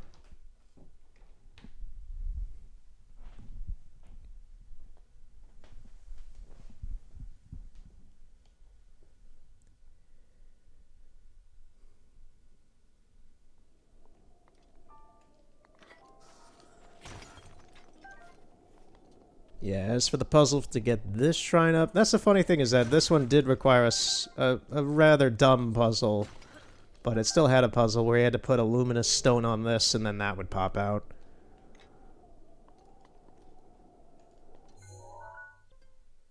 Okay, so that's done. How many we got left even? 1, 2, 3, 4. Is it just 4?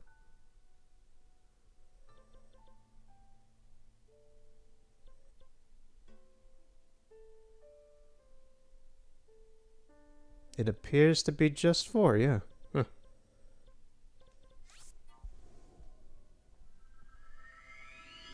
But like I said, if I hadn't gone looking for these things, I'd be here till probably December doing this still.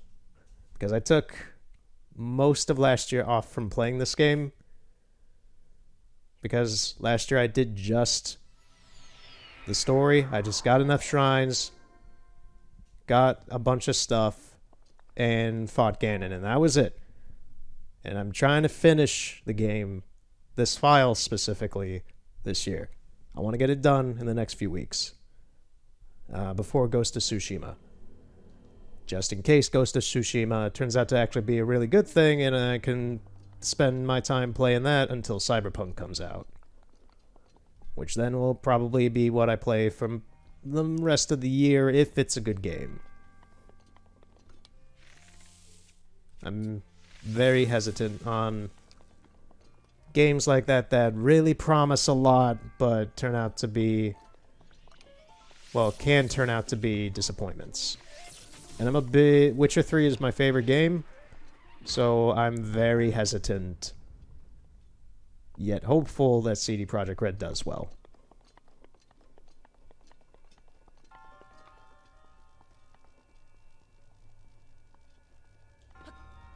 They did just put out some information today as well, actually, about the body customizations you can do in Cyberpunk. So there's a lot of customizations, but the thing that everyone's talking about, of course, is the private parts, because that's what people are really interested in, isn't it? And it's weird. You apparently can have 5 different pubic hair choices in terms of type. There is but one vagina, and there are 2 types of dicks, which is a thing a lot of people are talking about. Like, even I'm a little wondering, like, what the fuck what do you mean? What is the other type, then? CDPR, what are you doing?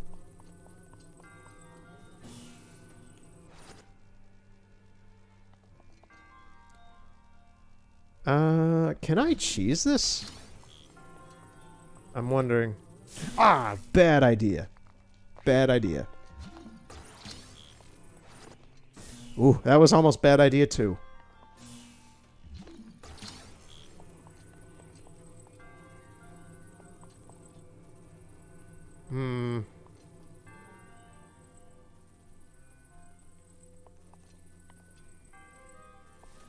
Ooh, that could have shocked me. Nope, I fell and I think it fell too.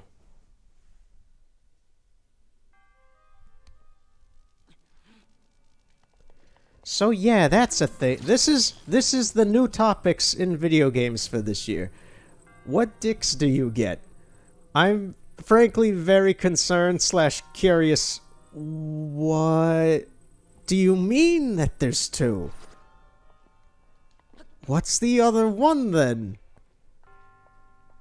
We'll see, and I'm very, very hesitant to find out what it is.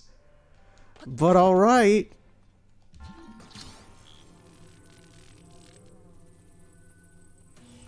All I know is a lot of people are going to be very interested in this game now. Although I've also seen people very upset because, like, they expected endless customization, so they expected everything. Like, endless possibilities for that kind of stuff. So, I don't know, people are weird. People are weird. They want to do weird things. I understand that.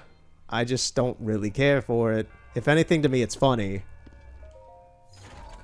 This whole situation that they created today with the explanation of the customizations, to me, is very funny. How much is this? This sword's still pretty good.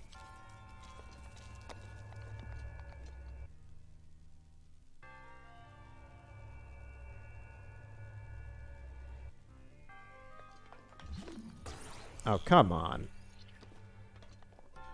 Do I still need it? Maybe.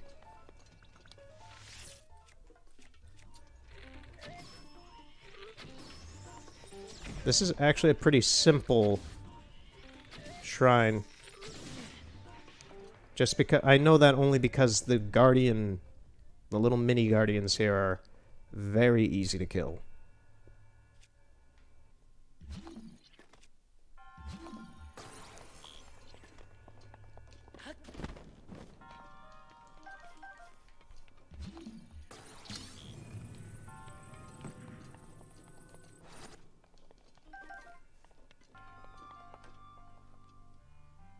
I have a feeling I'm gonna need that thing for up there, so I'm just gonna bring it along.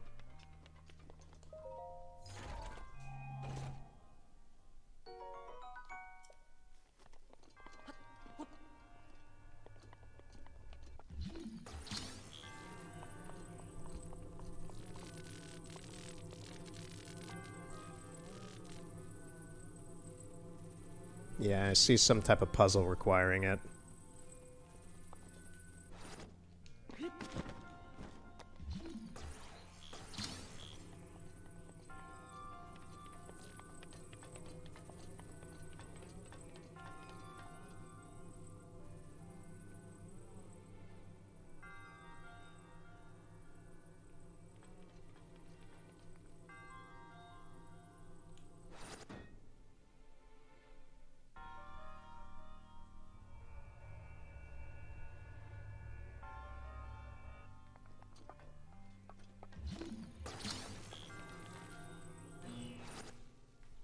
Okay, there it goes.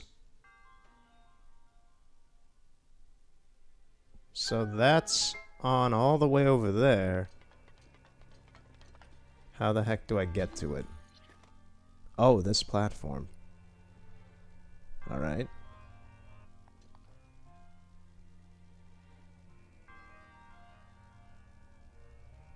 These platforms move very slowly.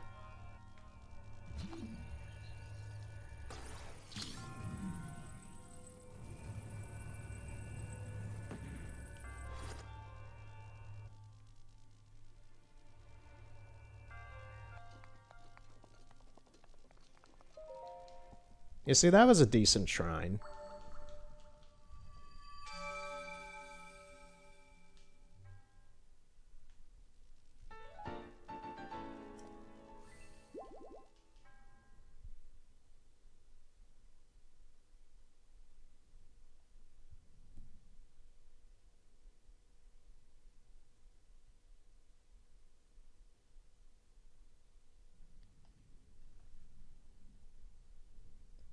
As for my Pokemon Sapphire playthrough I'm doing on my own, I've got a Combuskin at the moment. I just beat the 3rd gym. I got a Combuskin, a Ralts, who no, it just turned into a Curlia, and a Aaron. Go down to Oshak Hennessy's office right now. Before I throw this clipboard up your ass or whatever. Key or Peel or whoever said that. I haven't seen that bit in a while. I forget who's who. I need to rewatch that. That's a good bit.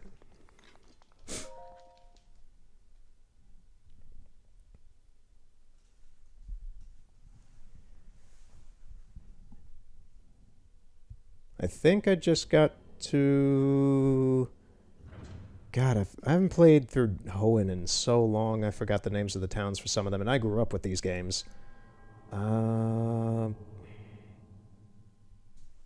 it, I'm gonna turn on the game and see myself. Got it right over here next to my desk. There goes my charger. See if it captures on the mic even. Yeah. It's just a blessing anyway, it's pointless.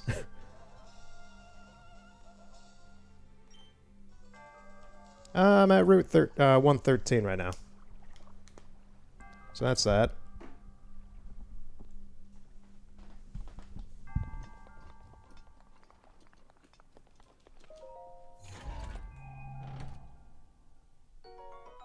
A radiant shield, that's good.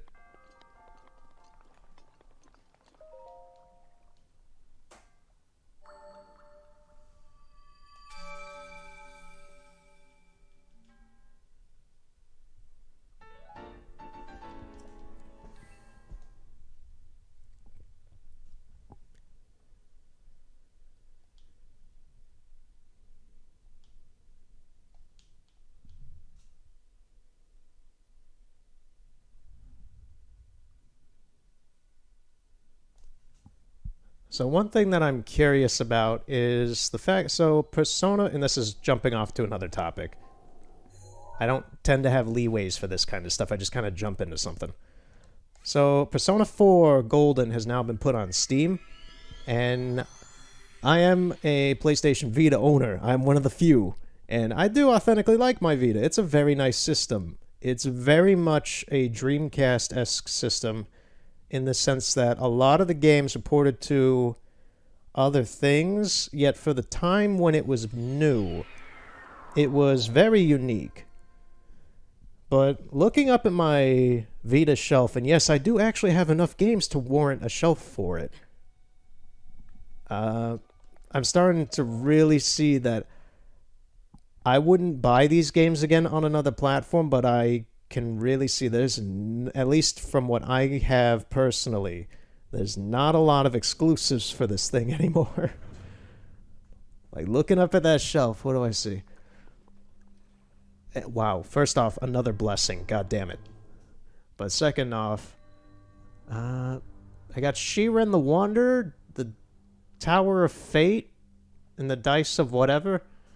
I don't know if that's on other things or not. I know the first Shiren for the Wii, like the Wii one that they put out, I don't believe it's the first Shiren the Wanderer game. These things have been going for a while. But the Shiren the Wanderer game for the Wii, I think they're actually putting on Steam pretty soon. But I don't know if that one, the Dice of Fate one, is on anything else. Tales of Hearts R, I'm not sure if that's on anything else. And aside from that, there's pretty much, because this also includes like the Sly Trilogy and Wipeout 2048, God of War Collection, like, these are all games that have been put out on other systems previously. And Wipeout 2048 was put in the Omega Collection bundle. The only PlayStation-made exclusive that I have, even for the system now, at this point, is Uncharted Golden Abyss. Which I frankly can't see them porting to anything else just because it utilizes the backpad of the PlayStation Vita. What was that item? Scimitar?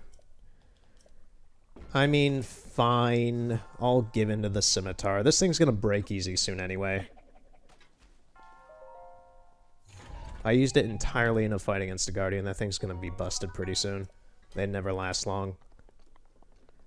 But, yeah, it's just Uncharted Golden Abyss. I can't really see it being ported to anything else because it uses the Vita backpad, and they would more or less have to modify the whole game to change that. So it's used in a few puzzle sequences and a few other things like deciphering things and such.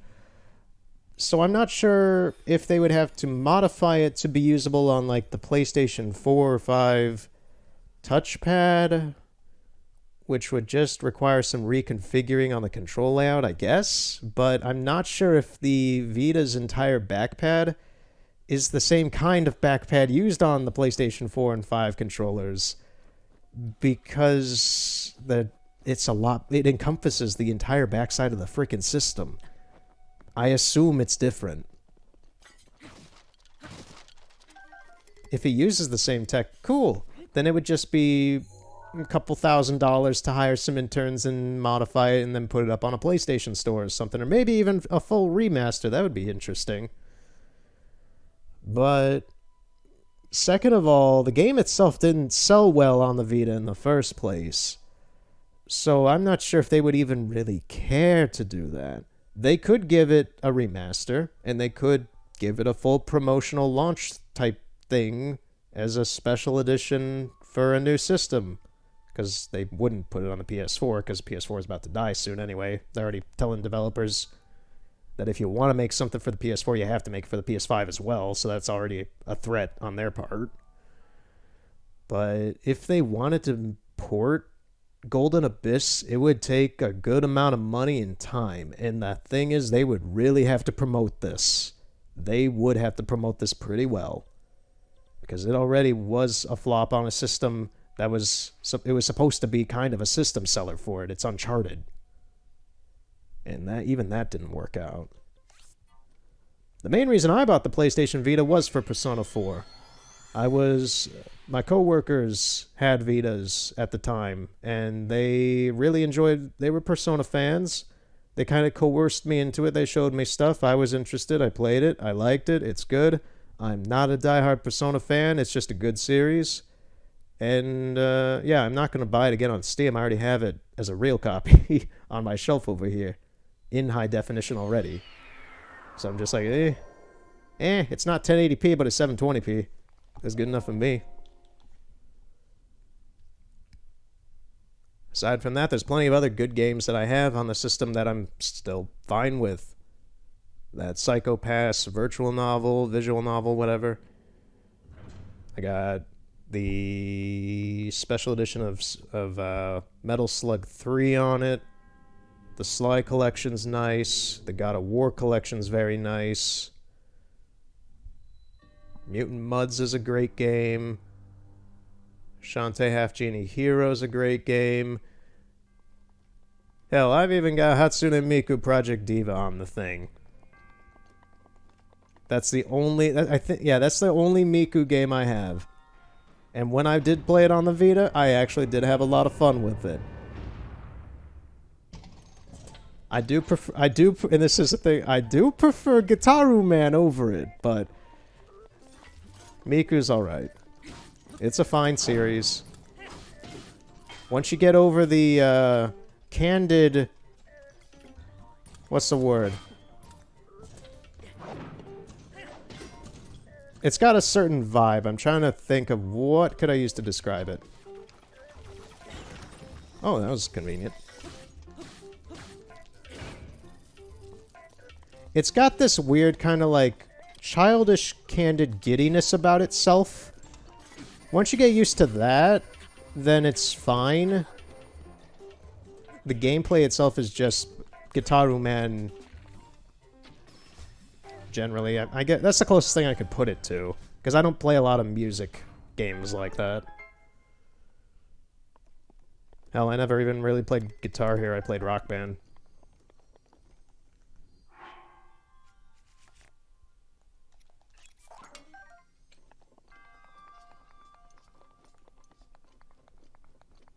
Alright, so is that the end of the places? You see, I just breezed through 4 of them, I think. Yeah, that was the rest of them. I just breezed through the rest of them and I didn't even notice.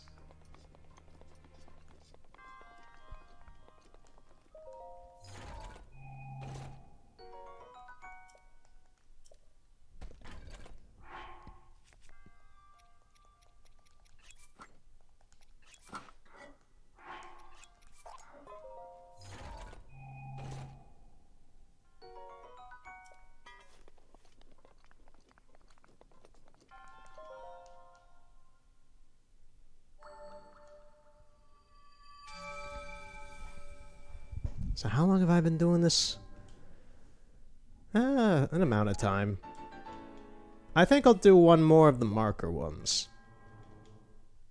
It'll take time away from the next part, but I don't want to just do it. This feels like doing a shopping list. This is going from place to place, picking up the things. I want something with a bit more energy, and I think I know just the marker to do that with. It's going to be another one out in Gerudo, which I'm going to have to walk to. This purple one.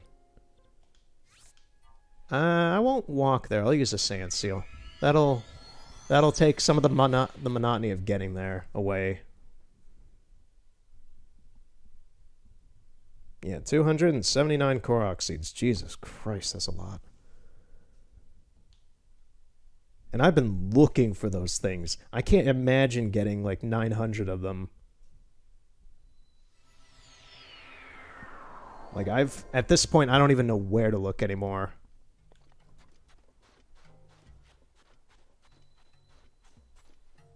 Temperature's actually decent here right now. I was thinking like, well, that's probably because I'm next to Gerudo Town. Let me swap to more appropriate attire.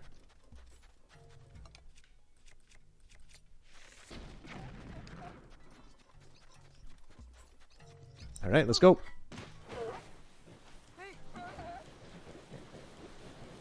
Now, I was only here for a minute just to see what the shrine had going for it, and there is something massive underneath the ground, and I don't know if it's the Moldug King or if it's just a Molduga. I don't think I've seen the Moldug King yet in this game. I have its photo because I paid for it at the research center.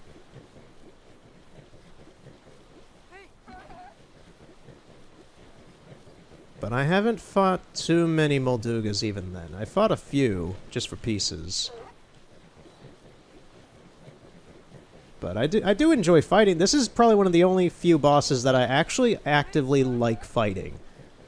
Because they're fun. You just coerce it to come above the ground, then you shoot it with a bomb arrow, and then you go to town on it. They're fun guys. And they have good boss music. This is the place. And not the Noel Gallagher song. Okay, it's just a Molduga. So there's a shrine here. I assume from what I'm looking at, I have to light those torches. But then this boss here makes it a bit of a pain in the ass. There he is. There she blows, off in the distance. It's gonna hear me in a second. Yep, there it goes. Get on the rock. Get on the rock, Link. Okay.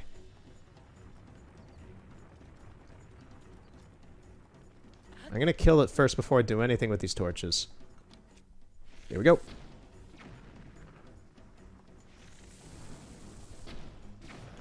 Here we go.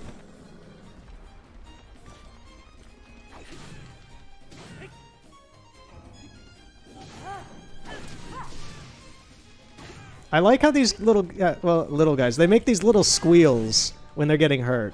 It's cute. Shit. Though they wallop you like a monster. Where's it going? Go over here. Alright. I don't know, this is just fun. These are very fun bosses to fight.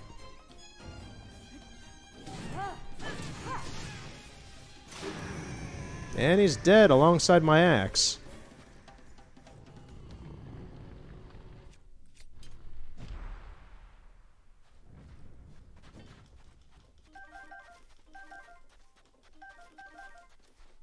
What you got? Spear's fine. This is actually a very unusual weapon for me to get. I never see these things.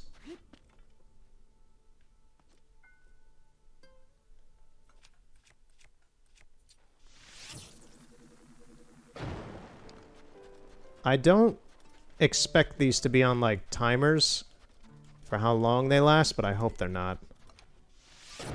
In case, I'm gonna run in the middle over here and hit both of these from a distance.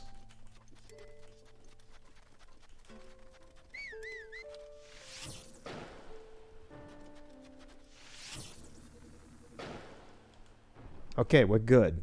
Nice. You see, that was more fun than just running around to different shrines getting blessings. This is why I was saving these ones. These are the fun ones.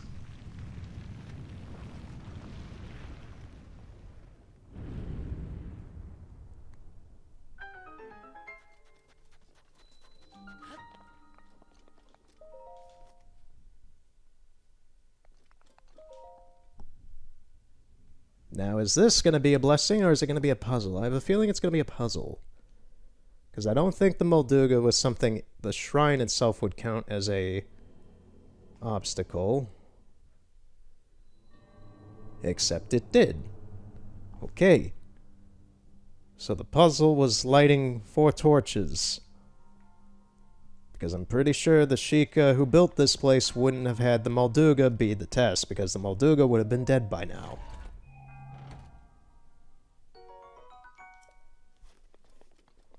Whatever. That was a fun fight. I enjoyed that.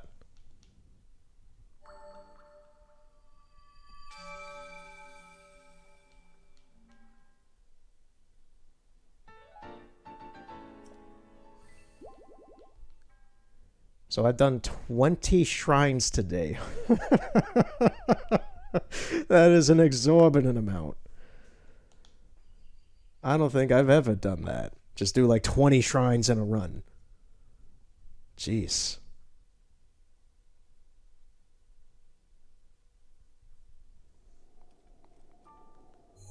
Alright, so that's that. I'm gonna get rid of the marker here, just so I don't... There we go. So 1, 2, 3... So there's 3 more interesting shrines. There's still Koholint, and there is Korok. So next time, I think it's going to be the markers and Korok Forest, just all 3 of them. And I'm not sure, because I have a feeling this, just because of how, what this whole place entails, I think this will be just the next one after that. So I think next time it's just going to be wrapping up the rest of these shrines that are not done in any regard. And then doing Koholint after that. Let me do one more look over, because there's a lot of locations on this map. Just make sure there's no little yellow tints to the blue on any of these to see that I got them all.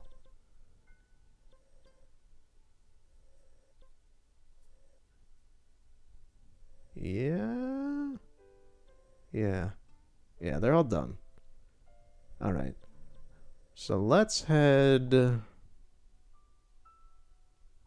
Let's go to the Rito. I haven't been there in a while.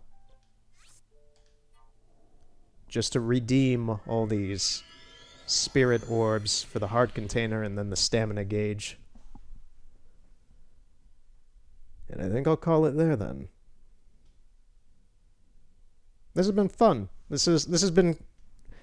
I'm finally getting to do all the shrines that I've been finding, which has been a heck of a lot of time trying to find them.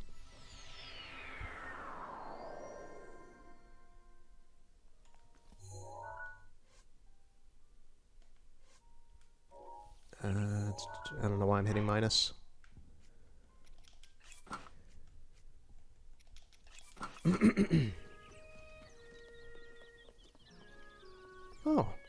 Oh, they're singing.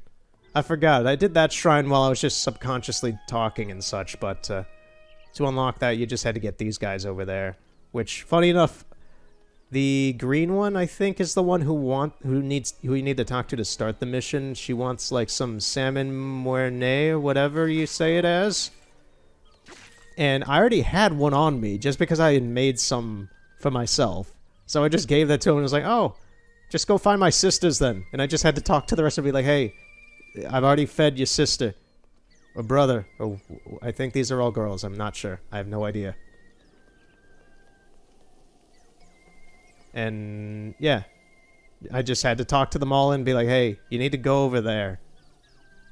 And that was that. It was a real... It's one of those missions that I always think of being annoying to do, but it's really simple.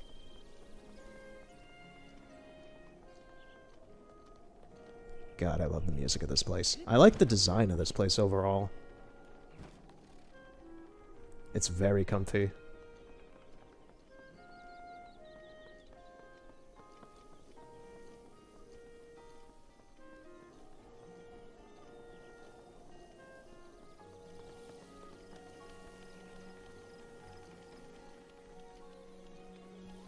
Doing my little E3 cam swing around of the place. But honestly, this place is very aesthetically pleasing to me. I like it a lot.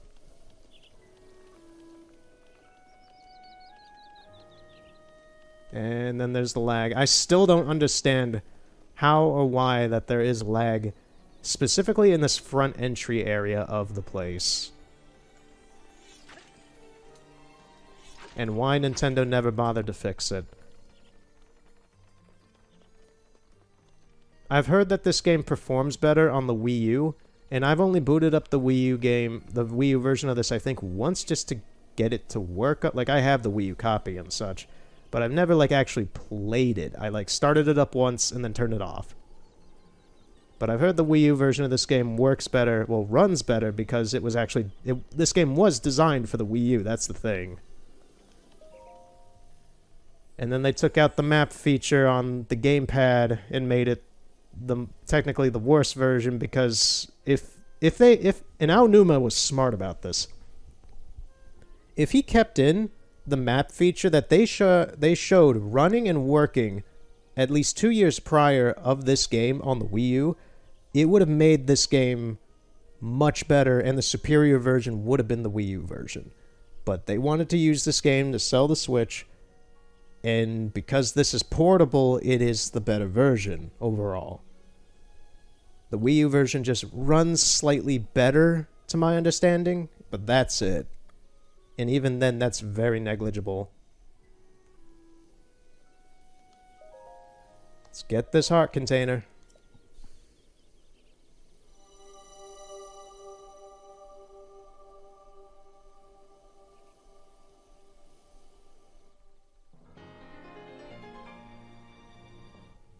I gotta say, seeing this message for the last time while playing this game for more than a year and a half at this point, is weird. It's like, oh, I finally have a full heart gauge.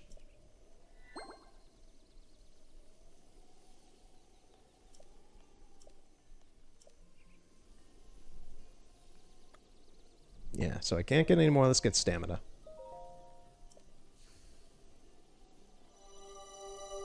That is an object I don't think I see often at all in this game. That looks weird. I forgot what the stamina vessels look like. Oh man, those are weird looking.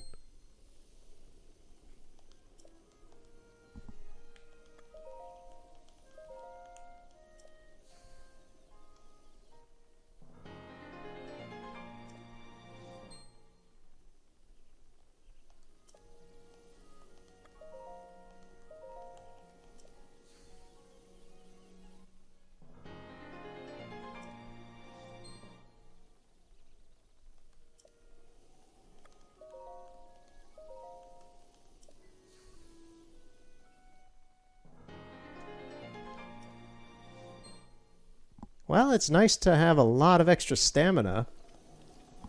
Once again, though, that's something I save for the very late game just because I need the hearts.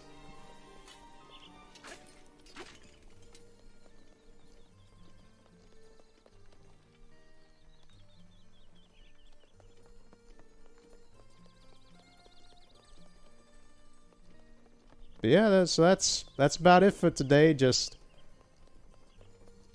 kind of did everything I wanted to do. Didn't even get into a whole lot of real fights. Like, a lot of the NPC fights in just the overworld are a lot more intense than any of those mini guardians I fought in the shrines. This has been pretty chill, at least on my side. Makes sense to end it here at a very chill place. I like these little windmills.